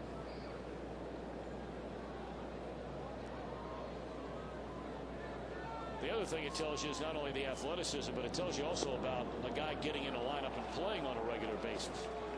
And if you're going to have guys like the quartet we just mentioned in a lineup regularly, you're going to win some games. Bonds' team did not make it the year he did. He did in 96, and they were not in the postseason in 96. They were in 97. 3-2 Ontario.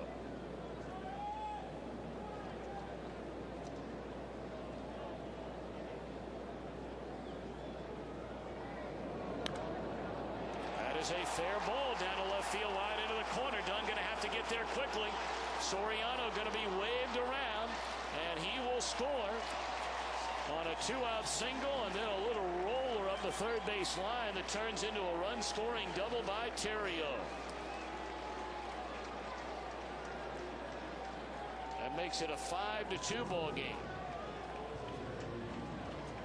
Ball seemed like it took Johnny forever Cueto, to get there. He has not made too many mistake pitches tonight, but two of the ones he has thrown, one to Giovanni Soto in the second inning, went for a home run. This one was way up in the strike zone to Ryan Theriot, and he gets it right inside the third base bag for a double.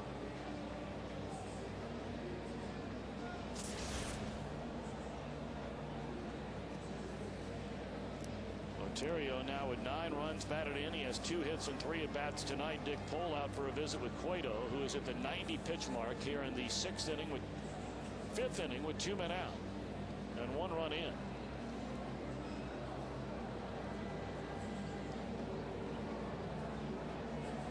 After the visit by Dick Pole, Cueto now wants to chat with Paul Bacco.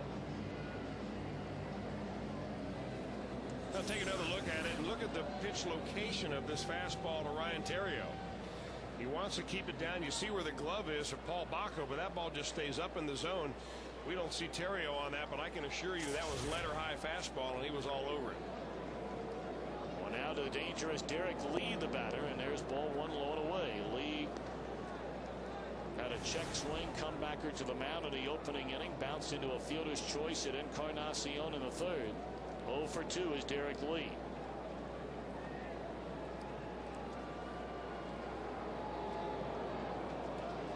That ball bounced about 3 feet in front of the plate. 2-0. Cueto now beginning to show some frustration out on the mound. Yeah, it looks like he's pitching with a little more caution now, and that's what happens when you bounce a changeup like that. You're not really giving it all the arm action that you need to give it good deception and have all the other makings of a successful pitch. If you choke it off a little bit and slow your arm down, you're going to bounce at 58 feet.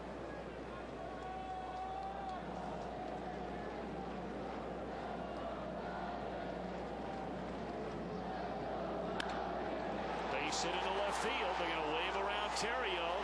Here comes Dunn's throw. That will not be in time. So 2 out hits by Theriot and Lee have made it a 2-run ball game.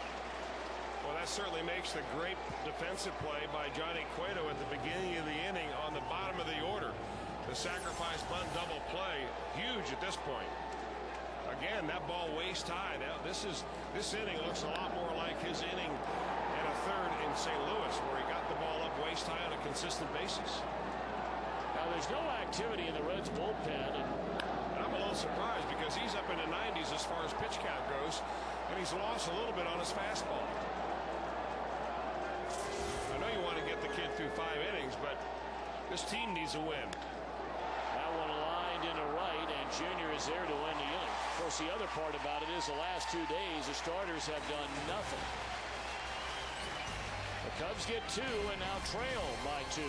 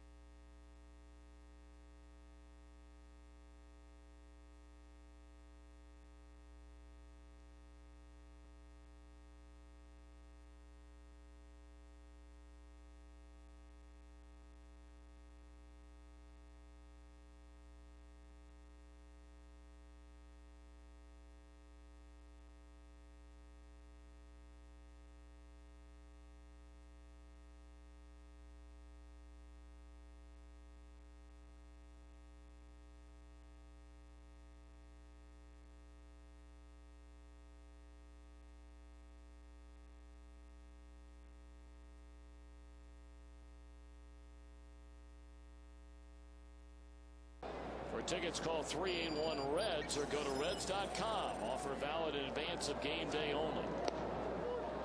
Breaking ball in there, strike one at Ken Griffey Jr. The Reds need to get it back going offensively. They took advantage of an error in the first inning to score 3. Took advantage of an error in the third inning to score 2. Fly ball straight away center. PA at the wall. Leaps. Did he get it? He got it.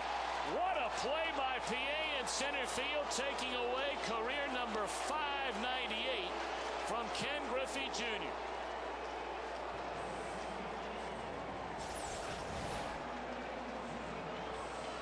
What they say about payback? Ken Griffey Jr. thinks he's got one right here. This ballpark will give him up, but PA up over the yellow line. Clearly robbing Ken Griffey Jr. of a homer. Nice play.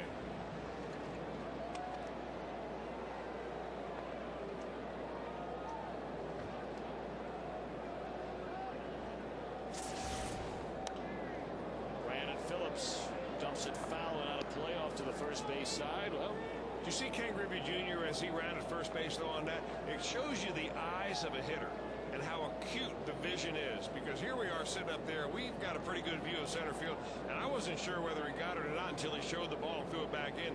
Junior knew as soon as that ball went in his glove. That one lined hard into right and caught by Fukudome. A couple of hard hit balls off Dempster, but loud outs from Junior and Phillips.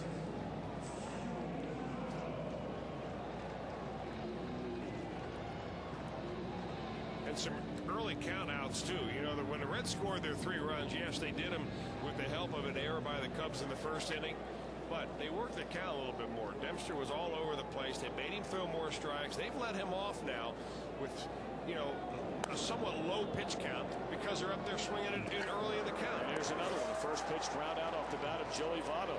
So Dempster has now thrown almost 20 fewer pitches in Cueto and has had far more base runners than Cueto in the game.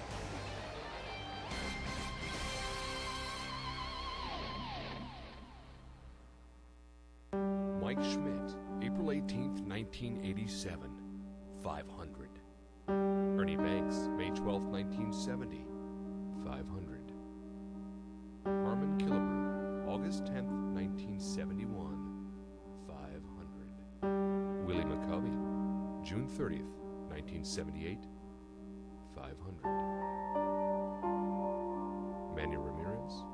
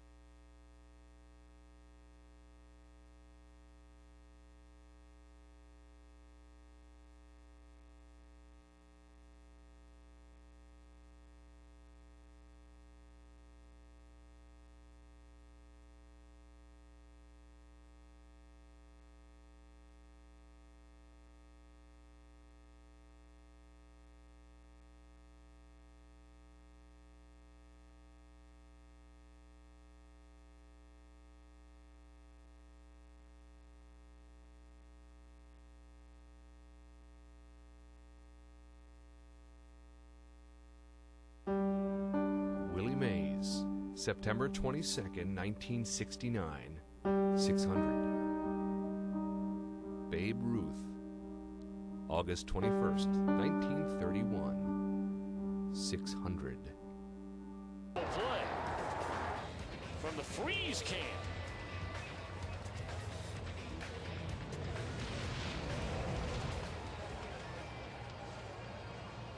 Cueto, a bumpy 5th inning when he allowed 3 straight hits after 2 men were out. A single to Soriano, a run-scoring double to Terrio, an RBI single from Derek Lee before he got Fukudome on a line drive to Junior and right. He's 6 pitches shy of 100 in the game. He has a 5-3 lead, and you got to believe this will be his final inning of work. There you see the numbers on Cueto, 7 strikeouts, 3 runs all earned on 5 base hits. Strike 1 to Soto, who is homered and walked.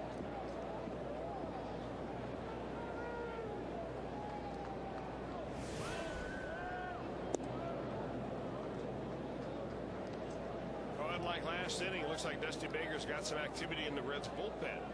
Had none in the last inning. They tried to get Cueto through the 5th. He did do that. But he's run his pitch count up now close to 100. He's at 97, 98 pitches right now. Jeremy Affeldt cranking it up down in the bullpen. You get him up and ready just so this inning, if it starts off in a bad way, you can go right to the pen when you need it.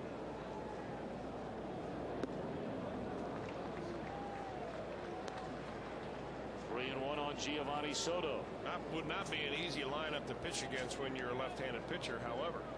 But Affeldt's got to be the most rested of the relievers. This is the problem that Dusty Baker has right now. His bullpen is so worn down due to the fact that the starters not going deep in games in Atlanta that he may not be able to go with matchups, but rather go with fresh arms.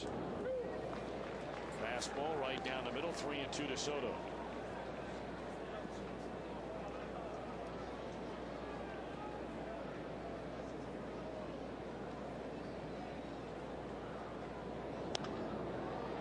Challenge him with a fastball, and a little bleeder into right will fall in between Phillips and Jr.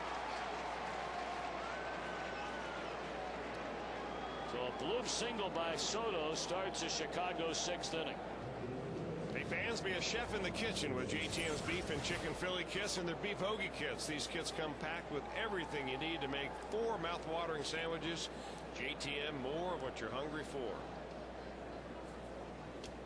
Having a perfect night is Soto. Homer, a walk, and that bloop. You know, you look at his career numbers, and I'm talking about minor league numbers. He just came to the major leagues for the first time this season, and you wonder, you know, where did all this offense all of a sudden come from Giovanni Soto?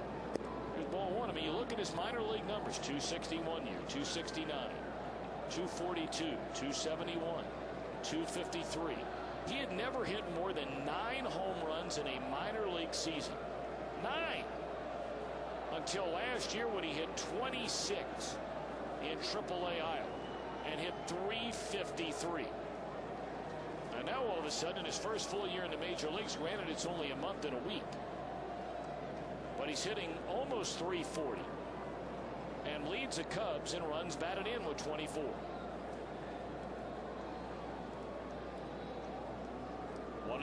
On DeRosa. Breaking ball in there, called strike.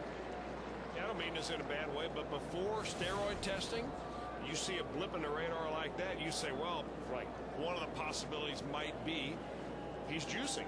But obviously that's not the case anymore. Everybody's tested. 1-1 on DeRosa. And he's tardy on a fastball at 94. And you know, that really doesn't happen very much with baseball players, because usually, whether it's at the minor league level or at the major league level, by the time you're 28 or so, and I'm not sure how old Soto, he's only 25, you reach a certain plateau of productivity, and you pretty much stay within range. Maybe now that he's getting into closer to the prime of his career, around age, he's 25, so it'll be a couple of years till he's in that, but you know, maybe he's reaching a new plateau. Well, another guy who was very similar to that was Sammy Sosa. Now, people can, you know, accuse Sosa of did he do this, did he do that. To my knowledge, he's never been, you know, tested in a positive vein for you know, any kind of steroids. Whether people believe or not he did is an entirely different question. Swing and a foul tip into the mid of the catcher Botko, and that's a strikeout for Cueto. But the point being is that Sosa was one of those guys coming up through the White Sox organization who never hit many home runs, and then all of a sudden he got to the big league, started knocking a cover off the ball.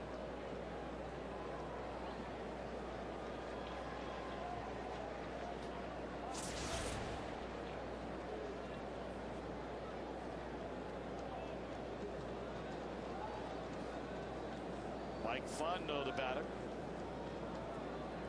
That's 8 strikeouts in the game now for Johnny Cueto. He struck out Fondo twice, both times looking.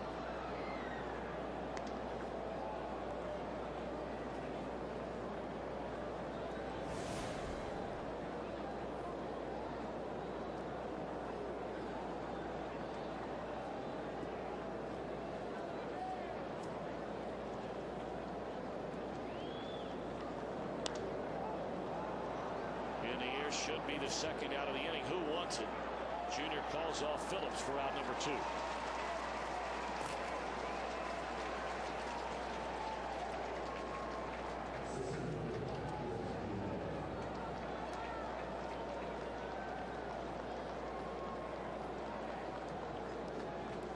I showed you earlier the pitches by inning for Johnny Cueto.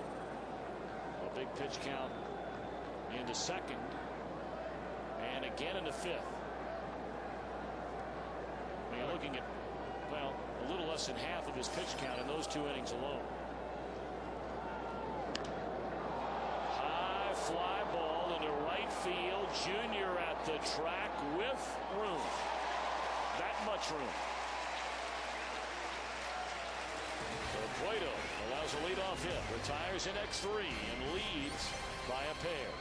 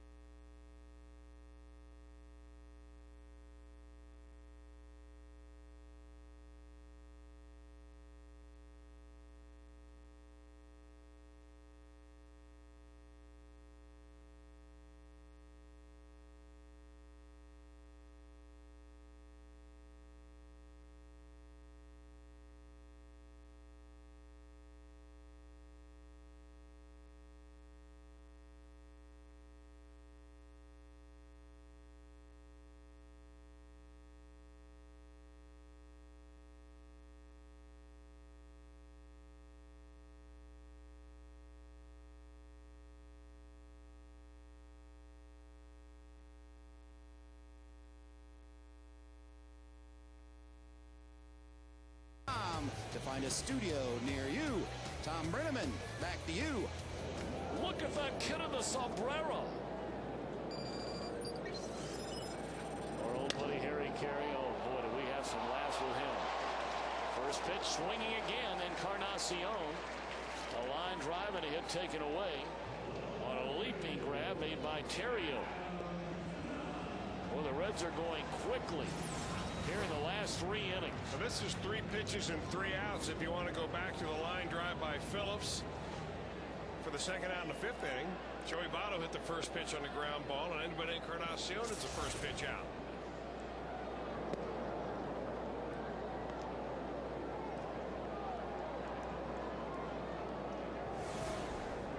And meanwhile, the Cubs continue to try and chip away at what was a 5-1 lead. It's now a 5-3 game. And one would suspect the night is probably over for Johnny Cueto.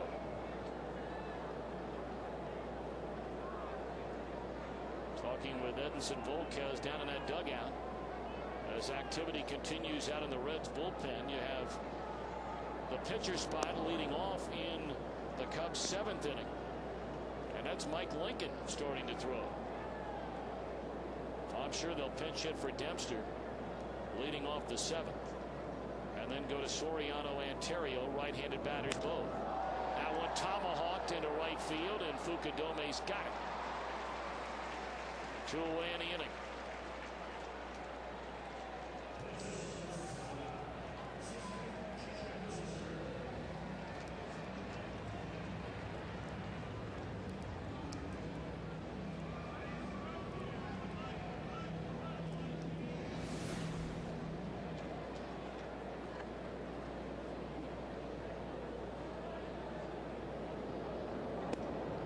talk about it all the time. It's like many situations in baseball and in life where if it works, it looks great.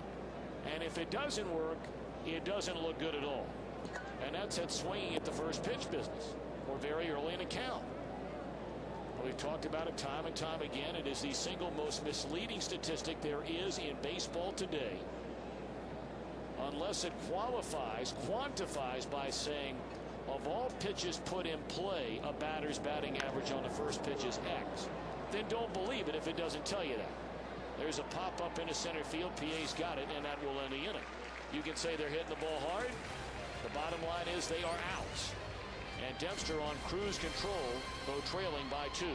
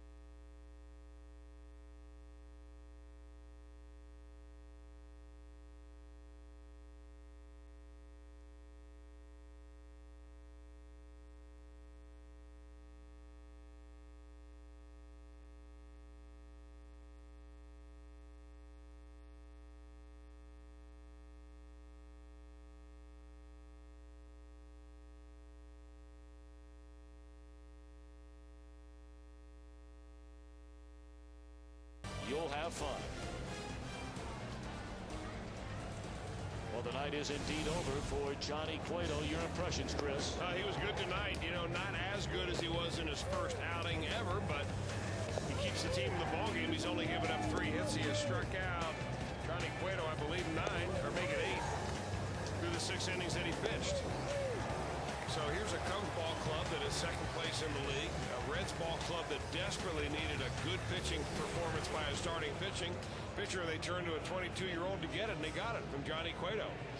I'll take that line out of a Reds starter anytime. Absolutely. 6 innings, 3 runs, all earned. He walked 2. Chris mentioned the 8 strikeouts, allowed 6 hits. 3 of those came consecutively, leading to 2 runs in the 5th. And now Dusty Baker will hand the ball to Mike Lincoln with a 2-run lead. Reed Johnson, the pinch hitter, to bat for Ryan Dempster, who allowed 3 unearned runs in the first, 2 unearned runs in the third, did not allow a single hit after the 2-run home run by Adam Dunn in the 3rd inning. He retired the final 10 batters that he faced. Lincoln has had an excellent year, coming all the way back from a pair of surgeries, which cost him almost 3 full seasons.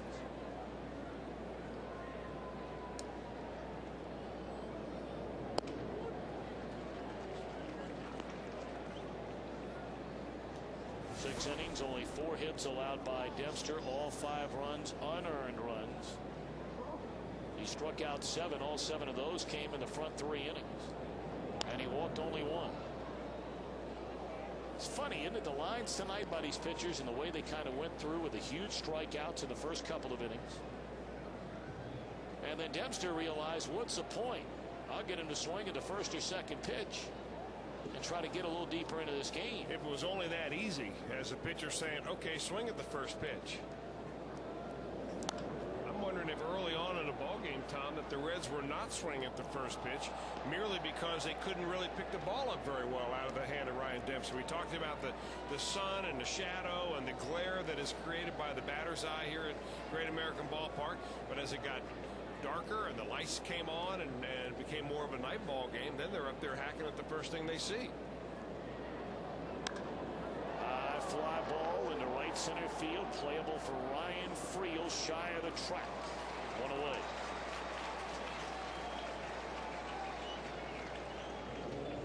Mission Automotive, one easy number, 421-1111. 4 great locations: Beachmont, Fairfield, Coleraine, and Western Hills. Mission Automotive, lower prices, lower rates.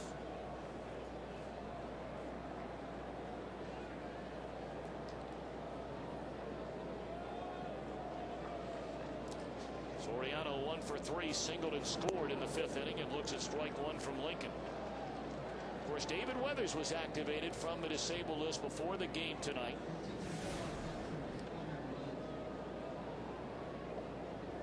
Bill Bray, the left-hander, who was just called up a little more than a week ago, sent right back to AAA Louisville.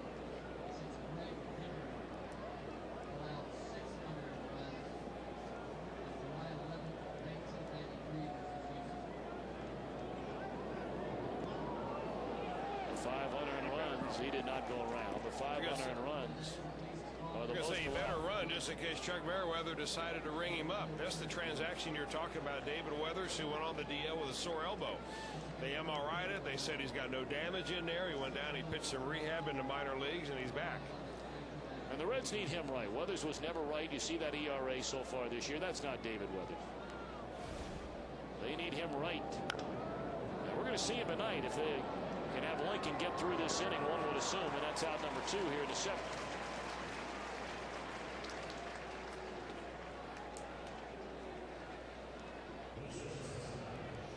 Retiring the Cubs in order so far this year is a major accomplishment.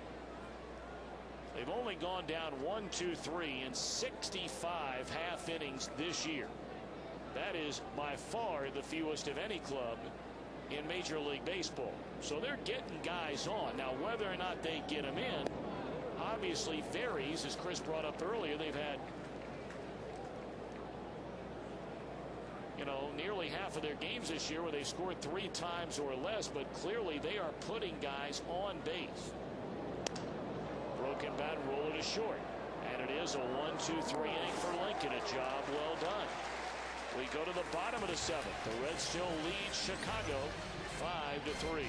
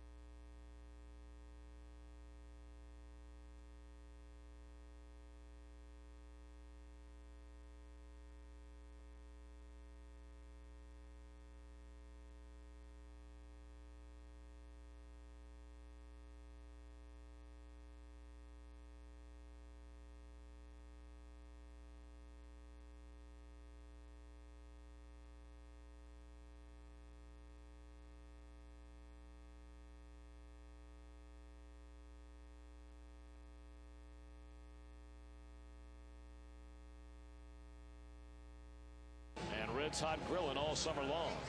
For tickets, call 381-REDS or go to reds.com. 5 runs, 4 hits, an error, and 2 men left on base for the Reds. 3, 6, 2, and 5 for Chicago. And now taking over on the mound is left-hander Sean Marshall. Well, you talked about Sean Marshall earlier. 12 games for him. He's been pretty good. Not a strikeout pitcher, as you see, but opponent batting average. When you've got it below 200, you've done a pretty good job. And you got to figure that if you're a left-hander in a bullpen on a team that comes in here to play against the Reds, you're going to see some action. Because this Reds lineup loaded with southpaw hitters.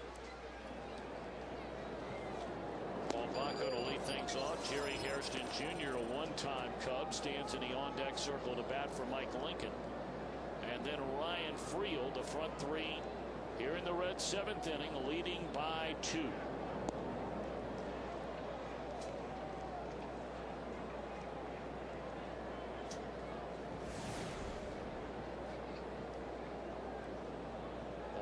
Reds base runner came way back in the 3rd inning on that long home run by Adam Dunn. Big looping breaking ball misses up and in. 1-2 to Baco.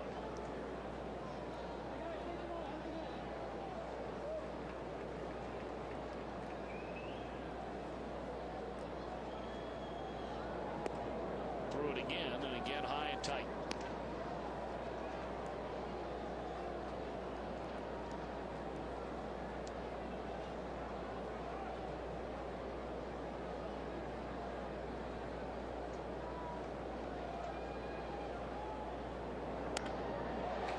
This one down the right field line into the corner, and Baco making a turn, and he will start the inning with a double. So a string of 10 in a row retired by Chicago starter Ryan Dempster comes to an end on a leadoff double by Paul Baco. Well, after dropping a curveball in there, it looks like Sean Marshall threw him a cutter, maybe a fastball, a variety thereof, and he got it right in the wheelhouse of Paul Baco. Baco's been surprisingly offensively productive this year, and he's shown some pop. That's why he's getting the majority of playing time behind the dish right now. Well, now Jerry Hairston Jr., one would assume he's up there to move the runner with a bunt. He has 1 sacrifice in 24 at bat so far this year, and he bunts it to the 3rd base side. That'll get the job done. Well done by Jerry Hairston Jr.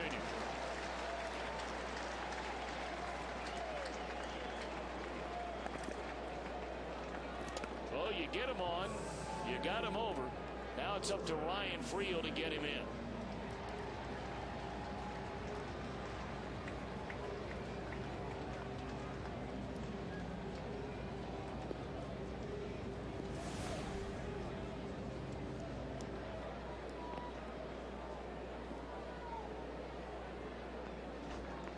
Cubs bring their infield in. Friel 0 for 3, has struck out twice and bounced to 3rd. But that was against the right-hander Dempster. Out in front of the plate, Soto will throw, and it pulls Derek Lee off the bag. He has words for Chuck Merriweather, and now we'll have a few more with him. And Lou Piniella again will come trotting out of the dugout. Earlier, a visit with Tim Welke. This one with Chuck Merriweather.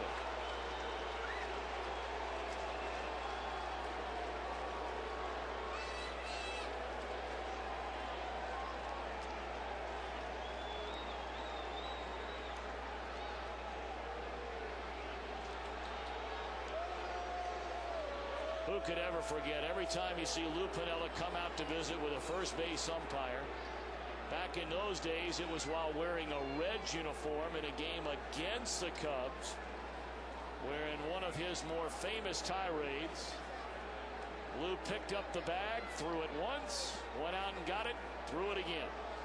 Yeah, back in those days, Tom, Lou Piniella used to get out to the side of the argument pretty quickly. Now, as you said earlier in the game, you called him the shuffling Lou Piniella.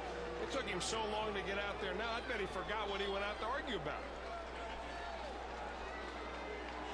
Let's take a look. Time.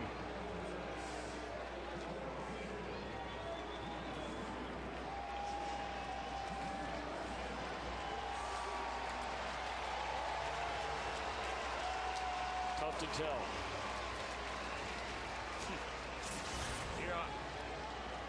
We don't have a conclusive angle. It doesn't look like. I can't see Chuck Merriweather missing that call because he was in the right spot. He was right on it. I mean, how do you miss it? Friel gets credited for an infield hit. Now it's up to Junior to try and get Baco in from third. He just missed homering his last time up. It's ball one to Ken Griffey Jr., who, like many of his teammates, has struggled mightily against left-handed pitching this year. Junior only 4 for 29 without a single RBI against a left-handed pitcher this season. 2-0. Well, if he gets an RBI right here, it'll be against a left-hander that has had his way with left-handed hitters.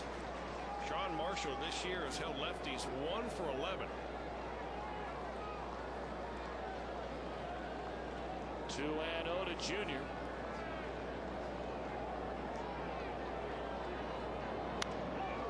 And this is not going to get the run in. Goodness gracious. Well, that's a bad 2-0 swing right there.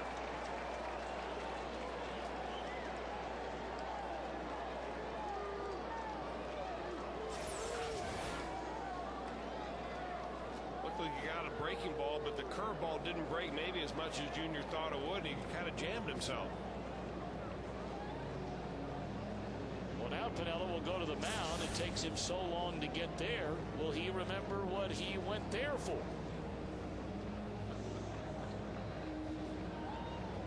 Apparently it's to make a change and to bring in a right-handed to face Brandon Phillips. This will be our Skyline Chili. Call to the bullpen. Chad Fox, his career resurrected this season for Chicago. Well, it's been a long road back for that fella. We'll tell you more about him when we come back. Runners on the corners. The Reds lead by 2 with 2 outs in the 7th.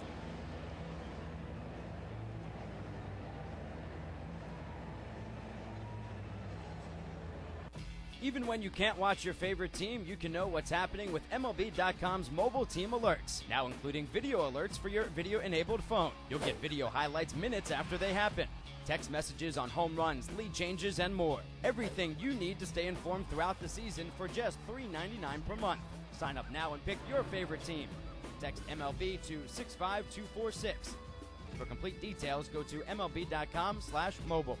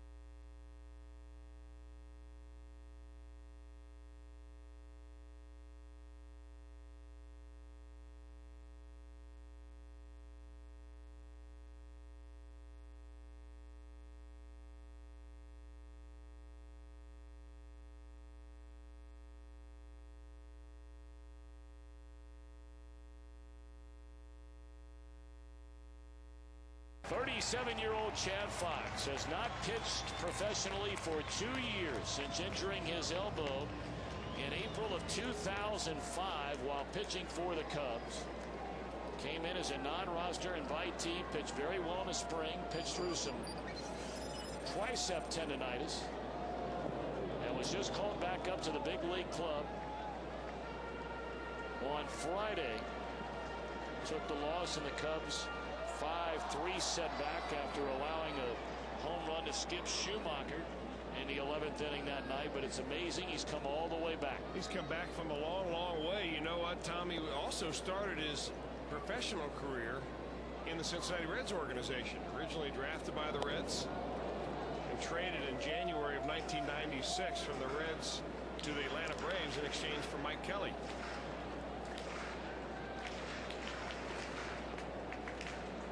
Fox went on to have a couple pretty good years years with the Milwaukee Brewers. Yep, had an outstanding season for that Florida Marlin team that won the World Series in '03 as well. That one shot down the line but fouled. You know, you talked earlier about first pitch hitting, and I've got a statistic on Brandon Phillips that I really can't understand. Maybe you can help me out. On the first pitch that he puts in play on a 0-0 count, Brandon Phillips coming into this ball game tonight is 9 for 18. So he's hitting 500. On an 0-1 count, after the pitcher throws a first pitch strike, Brandon Phillips is 1 for 13. That's 0.77. How do you go from 500 to 0.77? Well, again, that first pitch thing that's why I say it is the single most misleading statistic that there is in any sport played today. And what I mean by that is this. Just imagine for a second, folks, when we're given that number by StatSync, if I come to the plate 4 times in a game and swing at the first pitch all 4 times, if the first time up I get a base hit, the next 3 times up I swing and miss or foul off the pitch to then go to the 0-1 count, my batting average in that game on the first pitch, the way that statistic is given to us and applied in Major League Baseball, I am a 1,000 hitter on the first pitch of the at-bat. Of the 4 times I came up, only once did I put it in play. I'm batting 1,000. The other 3 times up, I'm 0-1 in the count, and your batting average falls off the table on average for every player down 0-1 in the count. Pitch taken high, and Ryan Free will steal second base. I see your logic. I really do. And so really, if you're going to get a better gauge of things, obviously an overall batting average is one way to go. But maybe you could take the first couple of pitches, what's your batting average. So now you blend Brandon Phillips 9 for 18 plus his 1 for 13 together to give you a better scope of what he does early in the count. 3 and 2 on Brandon Phillips.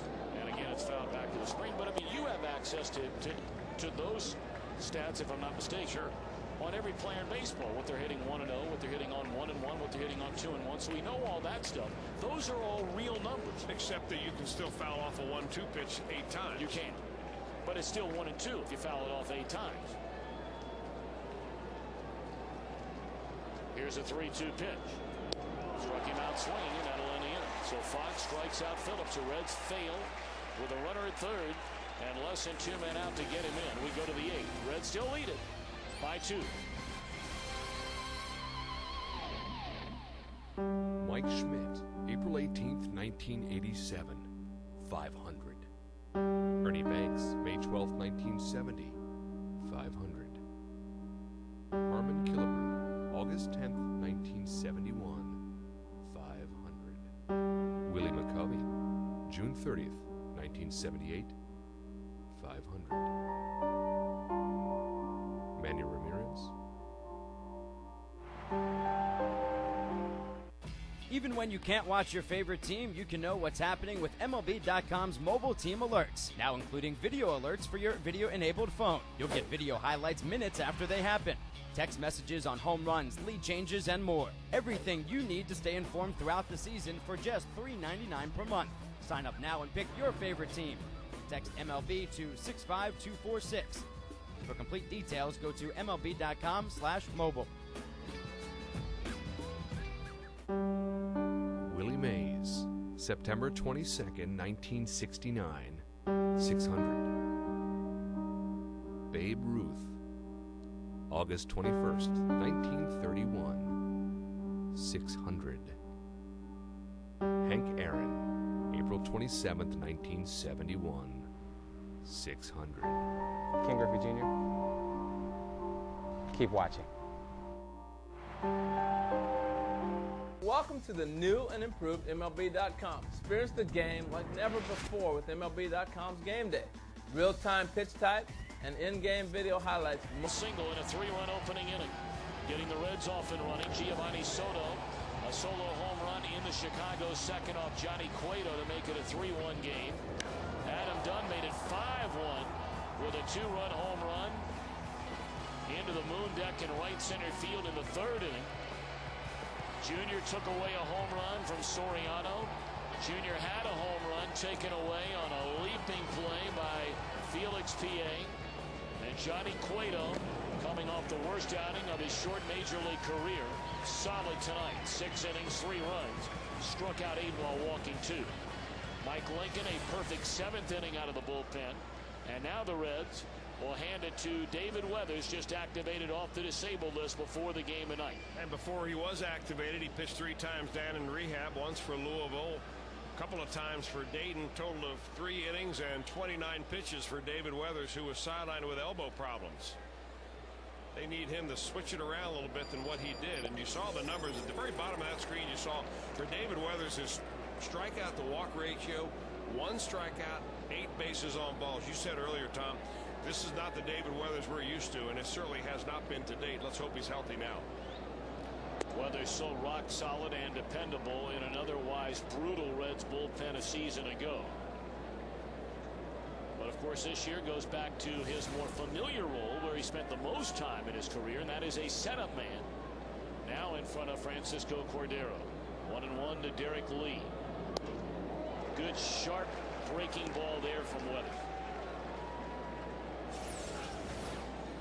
When David Weathers is right, he has to have pinpoint control, and it's down around the knees, good breaking ball. He'll eat up hitters just using that first base side of home plate, down around the knees on the black.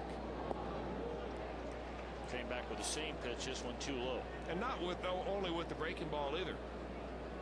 He's got to throw that fastball out there, get some sinking action, hope the hitter pulls off of it just an inch or so and gets a ground ball. So heart of the order here in the Cubs' 8th inning. And it's popped up into foul ground and out of play.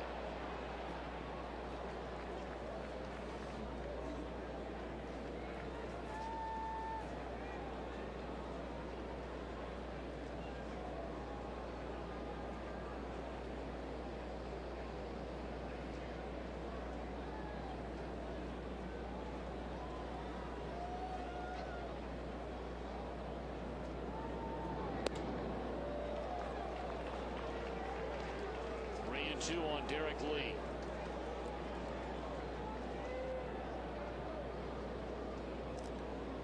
Lee a hit in 3 at bats, knocked in a run with a 2-out single in the 5th inning off Cueto.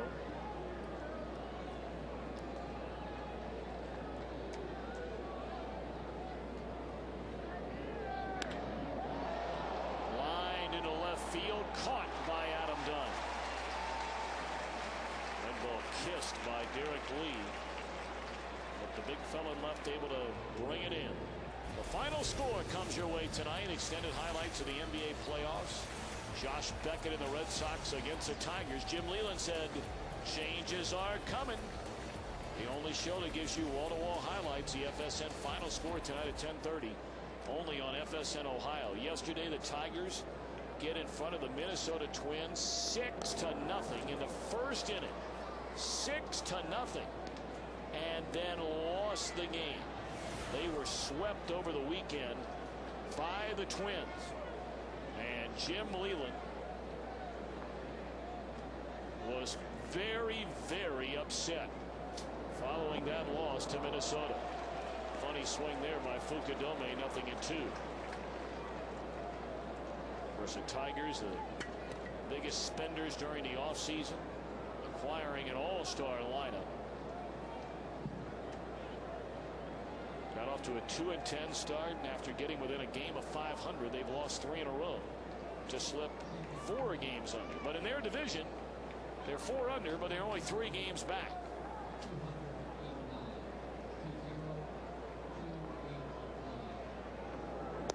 Strike 3 called to Fukudome. Impressive work in that at bat from Weathers. You know, it looked like Fukudome really didn't see the ball coming very well out of David Weathers' hand. He had a terrible swing on an 0-1 pitch, and looks like he was guessing on every pitch and guessed wrong.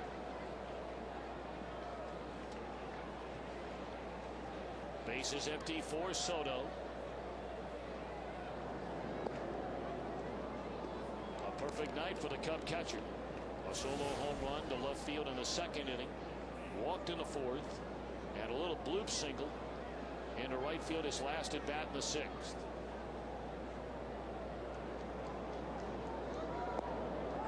Good breaking ball from David Weathers. Evens the count at 1-1.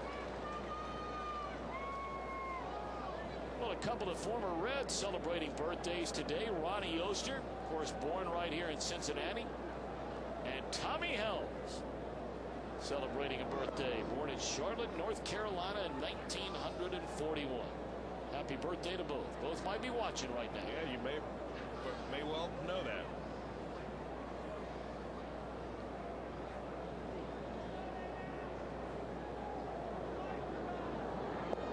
Another breaking ball swung on and missed by Soto.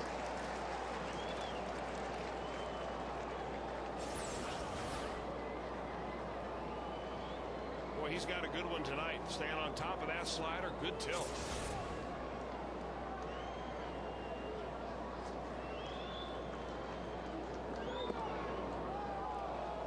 The 3-2. You want to make them earn it.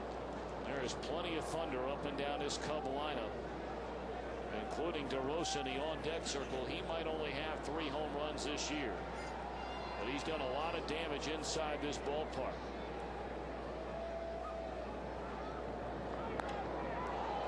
Line into left center field, and DeRosa is going to get a chance to bat here in the inning.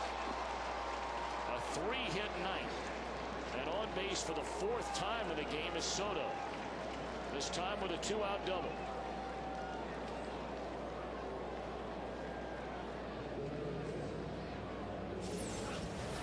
Well, the Reds figured out how to get out Mark DeRosa tonight, but they've not been able to figure out Giovanni Soto.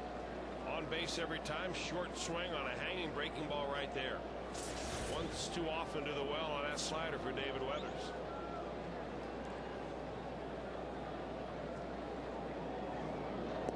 Check swing and a miss by DeRosa, who was hit by a pitch on an 0-2 count from Johnny Cueto back in the 2nd inning. He stole the base, wound up at 3rd. And he struck out swinging against Cueto in the 4th inning, and Johnny struck him out swinging again in the 6th.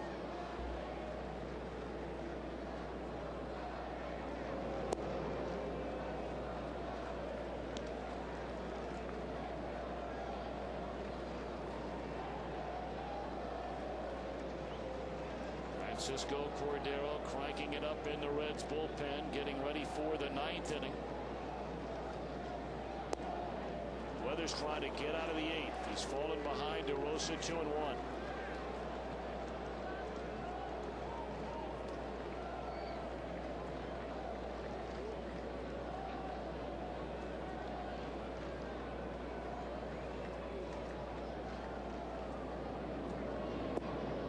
Breaking ball again outside, 3-1.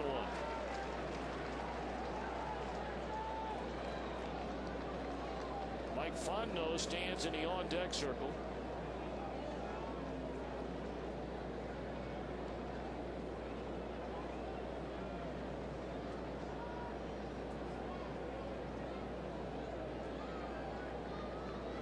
Three balls and a strike to DeRosa. Ooh. On the inside corner, a called strike. Now this one froze him a little bit, obviously looking for maybe a different pitch. Looks like a hanger, looks like a very hittable pitch, but if you're looking for a breaking ball on either part of the plate, you may go a long time between getting the ones you want.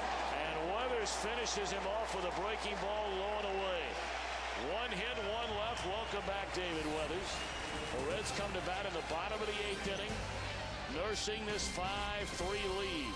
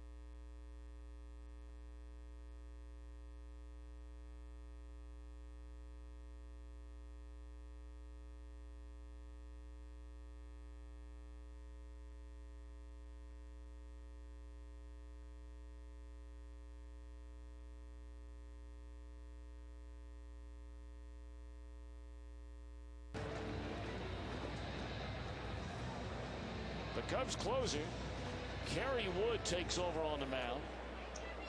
Right-hander in his 14th season in the Cubs organization since being drafted in the first round of 1995. And there's a strike to Joey Votto. Tomorrow will rank the 10-year anniversary of Kerry Wood's 20 strikeout game against the Houston Astros. On May the 6th, 1998, he was 20 years old, a rookie at the time.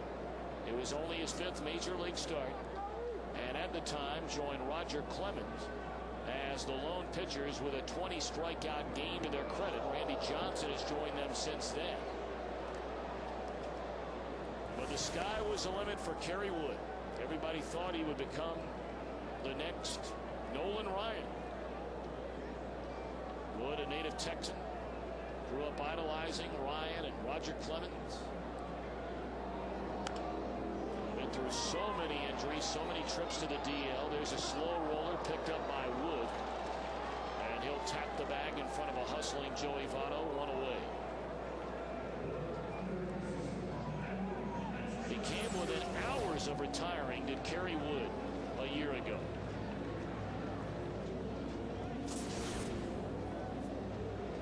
I mean, Chris, how many rehabs can you go through?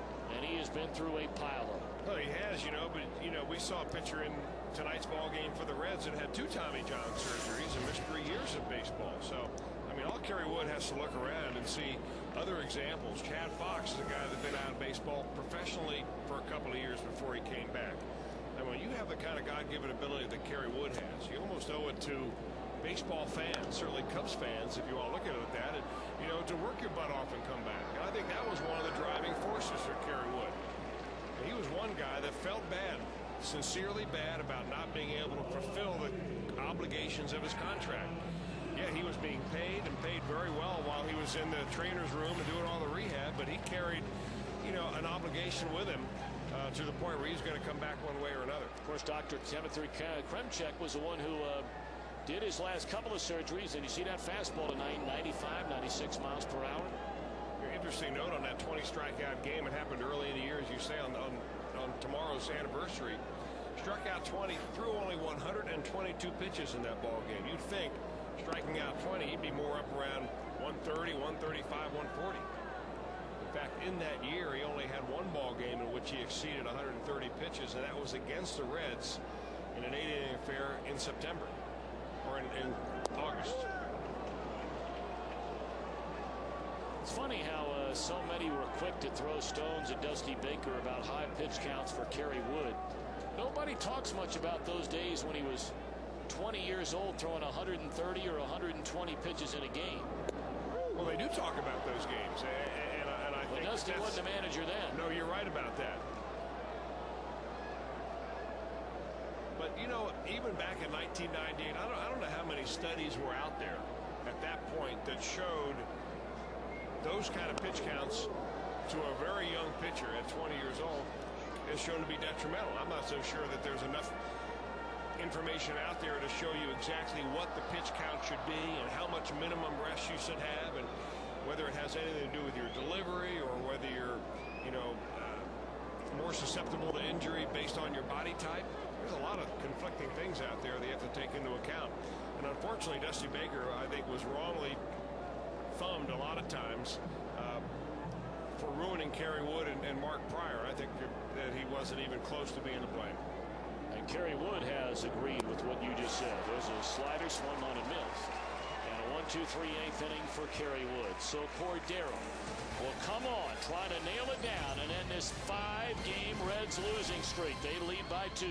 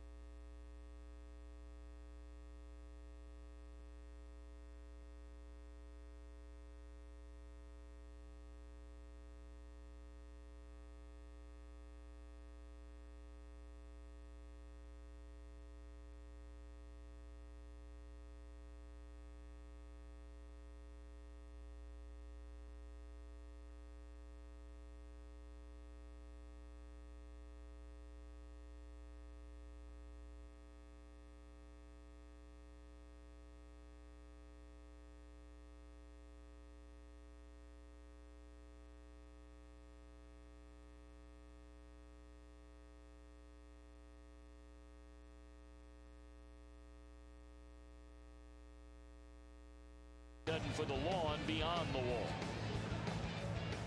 Well, a couple of changes defensively as we go to the 9th inning with the Reds leading by a pair.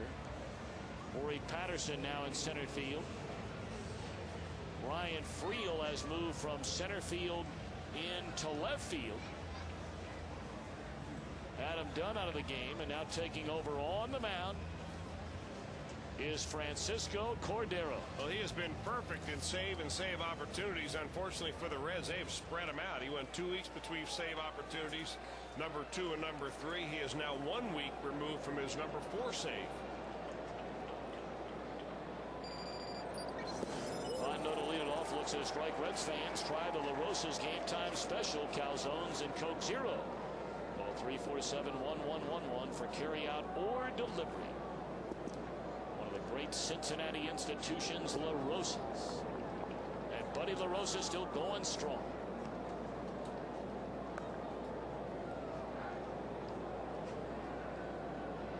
One and one on Fontenot. He'll be followed by PA.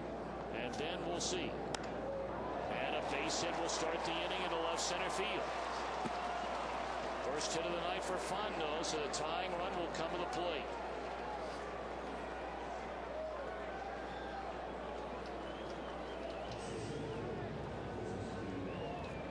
Mike Fondo thought that he had the bat taken out of his hands the first couple of times up. He was punched out by Johnny Cueto looking in his first 2 ABs. Nice little inside out stroke right there. Gets the Cubs going here in the 9th inning.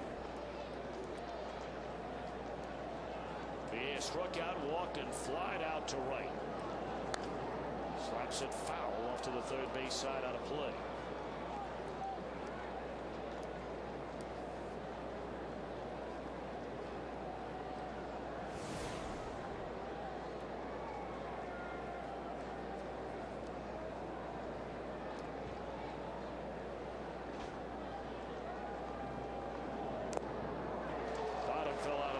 Nothing in 2. Yeah, you follow up a 94-mile-an-hour fastball with an 87-mile-an-hour changeup. There's some starting pitchers we've seen that didn't reach 87 with their fastball, like Tommy Glavine yesterday. 1-2 now on PA. Darrell Ward stands in the on-deck circle. Would hit for Kerry Wood. Leadoff man aboard in the Chicago 9th inning. The Reds in front by 2. 2-2 now to PA.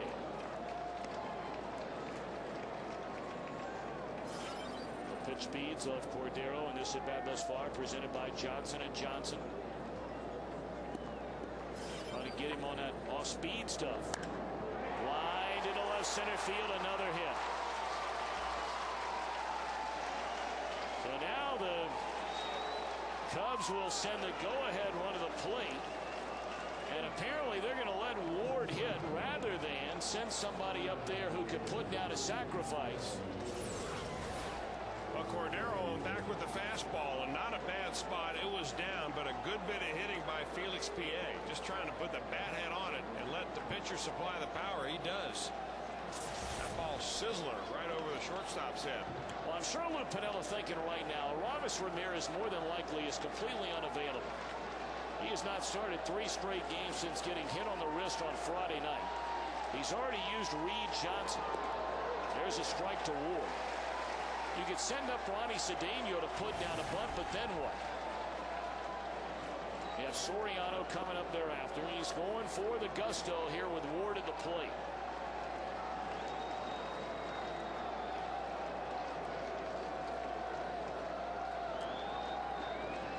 2-1, nobody out in the Cubs' 9th inning. And it's a ball and a strike on Darrell Ward, who has as much power as any left-handed hitter on the planet. There is no question about that, but he's got to center the ball to be able to hit it anywhere. Right there, that low inside slider by Francisco Cordero, just trying to make Ward aware of the inner part of the plate. Likely to go back outside right now.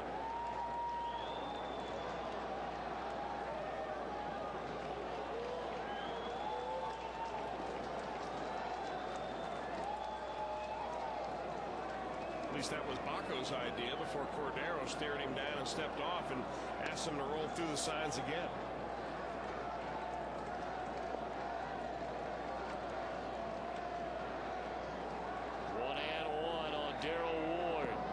In the dirt again, 2 balls and a strike. It was a week ago tonight. Cordero picked up his most recent save. That was the Reds' last win, the opening game of that series in St. Louis when he nailed it down for Bronson Arroyo.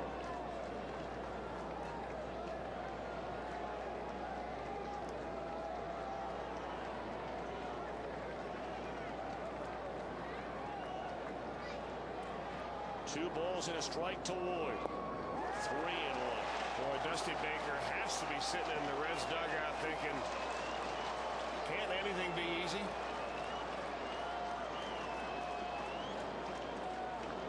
Well, Ward will come out of his shoes looking for something to hit 3-1.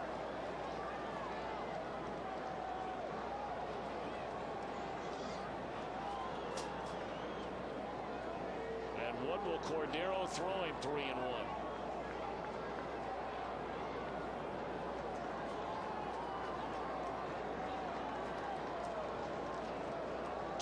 Nobody out, top of the 9th inning. Launched into center field. It will be caught by Patterson. Holy mackerel, was that ball hit. He threw him a fastball and Ward was ready for it. This looked like a 2-iron. Well, Francisco Cordero has given up 3 shots in the inning. They've resulted in 2 base hits and that line drive out. Patterson in the right spot. Oh.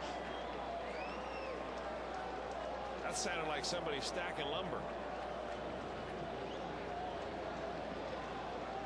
But now you have Alfonso Soriano, 1 for 4 tonight.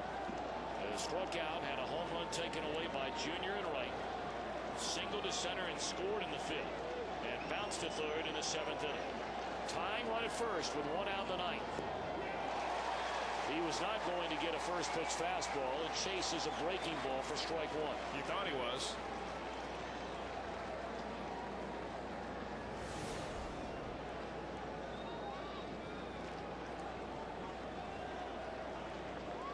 To Soriano, fouled it away on a 96-mile-per-hour fastball. So Cordero gets in front, 0-2.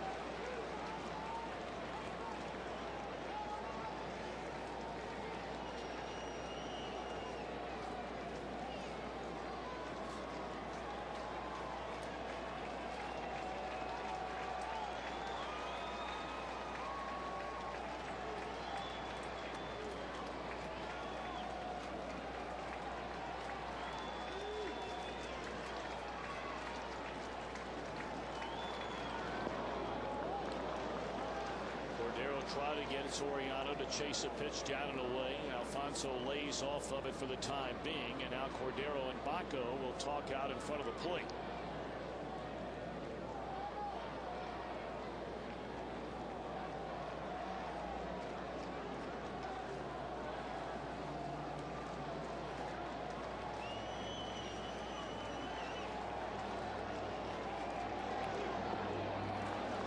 Get him to chase again, and again Soriano will not do it. Well, you've got to respect Alfonso Soriano's ability to hit a fastball, and that's why Cordero's gone time after time with the slider, but eventually he's going to have to throw a strike. Fastball off the outside corner. Crowd wanted the call, didn't get it. Naturally, there are a lot of Cub fans here tonight. Tim Welke has been on the corners, and he's been pretty liberal. 2 pitchers tonight. That one too far outside. Really not even close. Swing and a foul tip by Soriano.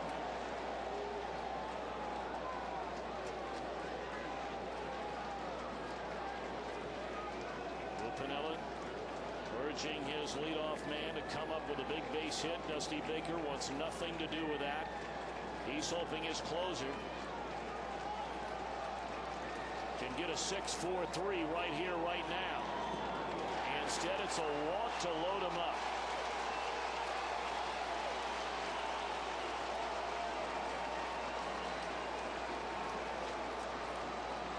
So now the tying run in scoring position at second base. The lead run is Soriano at first.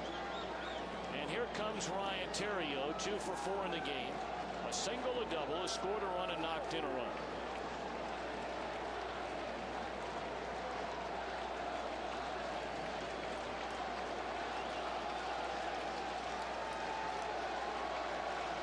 The first pitch to Theriot. Get off the end of the bat, foul. Well, you can look down in that Reds dugout. And if you had no idea what this team's record was this season, you would know that there is a great deal of tension down in that dugout right now. Everybody just about standing on top of the railing, leaning on it, knowing that this is a game the Reds have to have. In the dirt, here comes a runner. Here's a throw, and the runner is out at the plate. What a gamble there. What a gamble indeed by Fontenot. And he is tagged out by Cordero for the second out of the inning. I think Lou Piniella in the dugout is torn between yelling at the umpire, Tim Welke, or at Mike Fontenot. Cordero will get the ball, and it looks like it beats him. But is it tagged down in time? I don't know. It looks like he may have slipped his right foot in there. Whether you can see that from the dugout or not, I don't know. But as soon as that play evolved, Lou Piniella was ranting in that dugout. So now the Cubs down to their final out. They do still have the tying run in scoring position.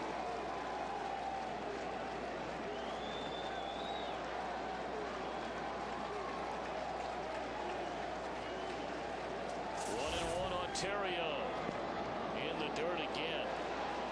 But Cordero, you can understand with Soriano, and I guess you understand with Theriot, but I mean, seldomly has he thrown the fastball in this inning. And when he has, it's been hit.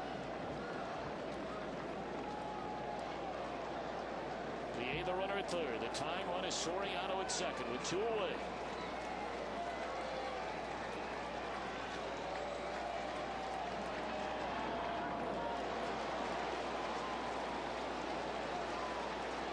It is 3-1 to Theriot, and you keep throwing breaking ball after breaking ball after breaking ball to Theriot.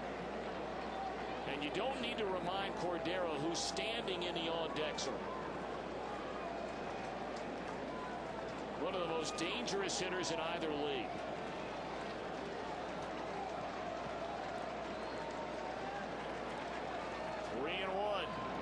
Threw him a fastball, and Theriot tardy dumps it foul. A fastball at 97. Well, now decision time for Cordero. You got Lee in the on-deck circle. 3-2 to Theriot. You coming fastball here, or you coming split? You're throwing what you can throw for a strike, but you've got a base open. You don't want to pitch to Derek Lee. You're throwing a slider, but you don't overthrow it, and he'll hack at it. And it was a slider, but he overthrew it. And he hung it.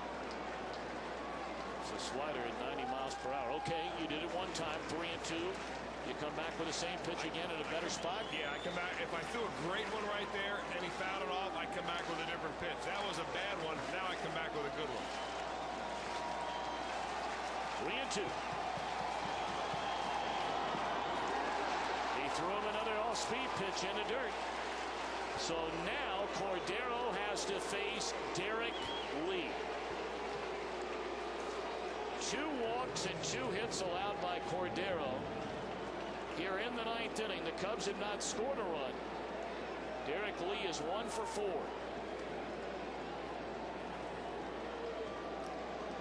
Lee hitting .336, only 2 at bats. 3 plate appearances for Lee against Cordero. 0-1.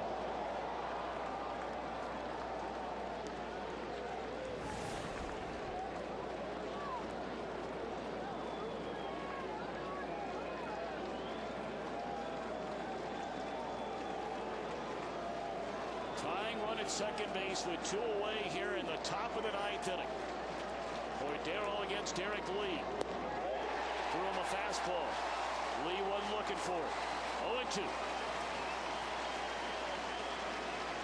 When you take a pitch right down the middle, it shows you as a pitcher that he's looking for a certain pitch, not a certain location. Now Lee's got to protect.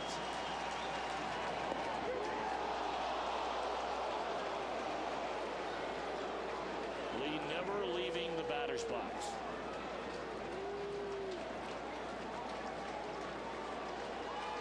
One ball, two strikes. On the ground, Votto. Down on one knee. He will slide to the bag and get the final out. And the Reds celebrate the end of the 5-game losing streak with a nail-biter indeed in the 9th inning. The Cubs leave them loaded. 5-3 the final. Cueto the winner. Outstanding relief work from Lincoln and Weathers. And a save, albeit a shaky one, for Mr. Cordero. I didn't get the final attendance number, Tom, but I'll tell you what, they were all on their feet and biting their nails at the very end. How about a bang-bang play at first? Joey Votto takes it. Cordero nails down the save despite 2 bases on balls and a couple of base hits. And the Reds get the monkey off their back. Oh, what a finish tonight. Reds win the opening game of this series 5-3. We'll be back with more in a moment.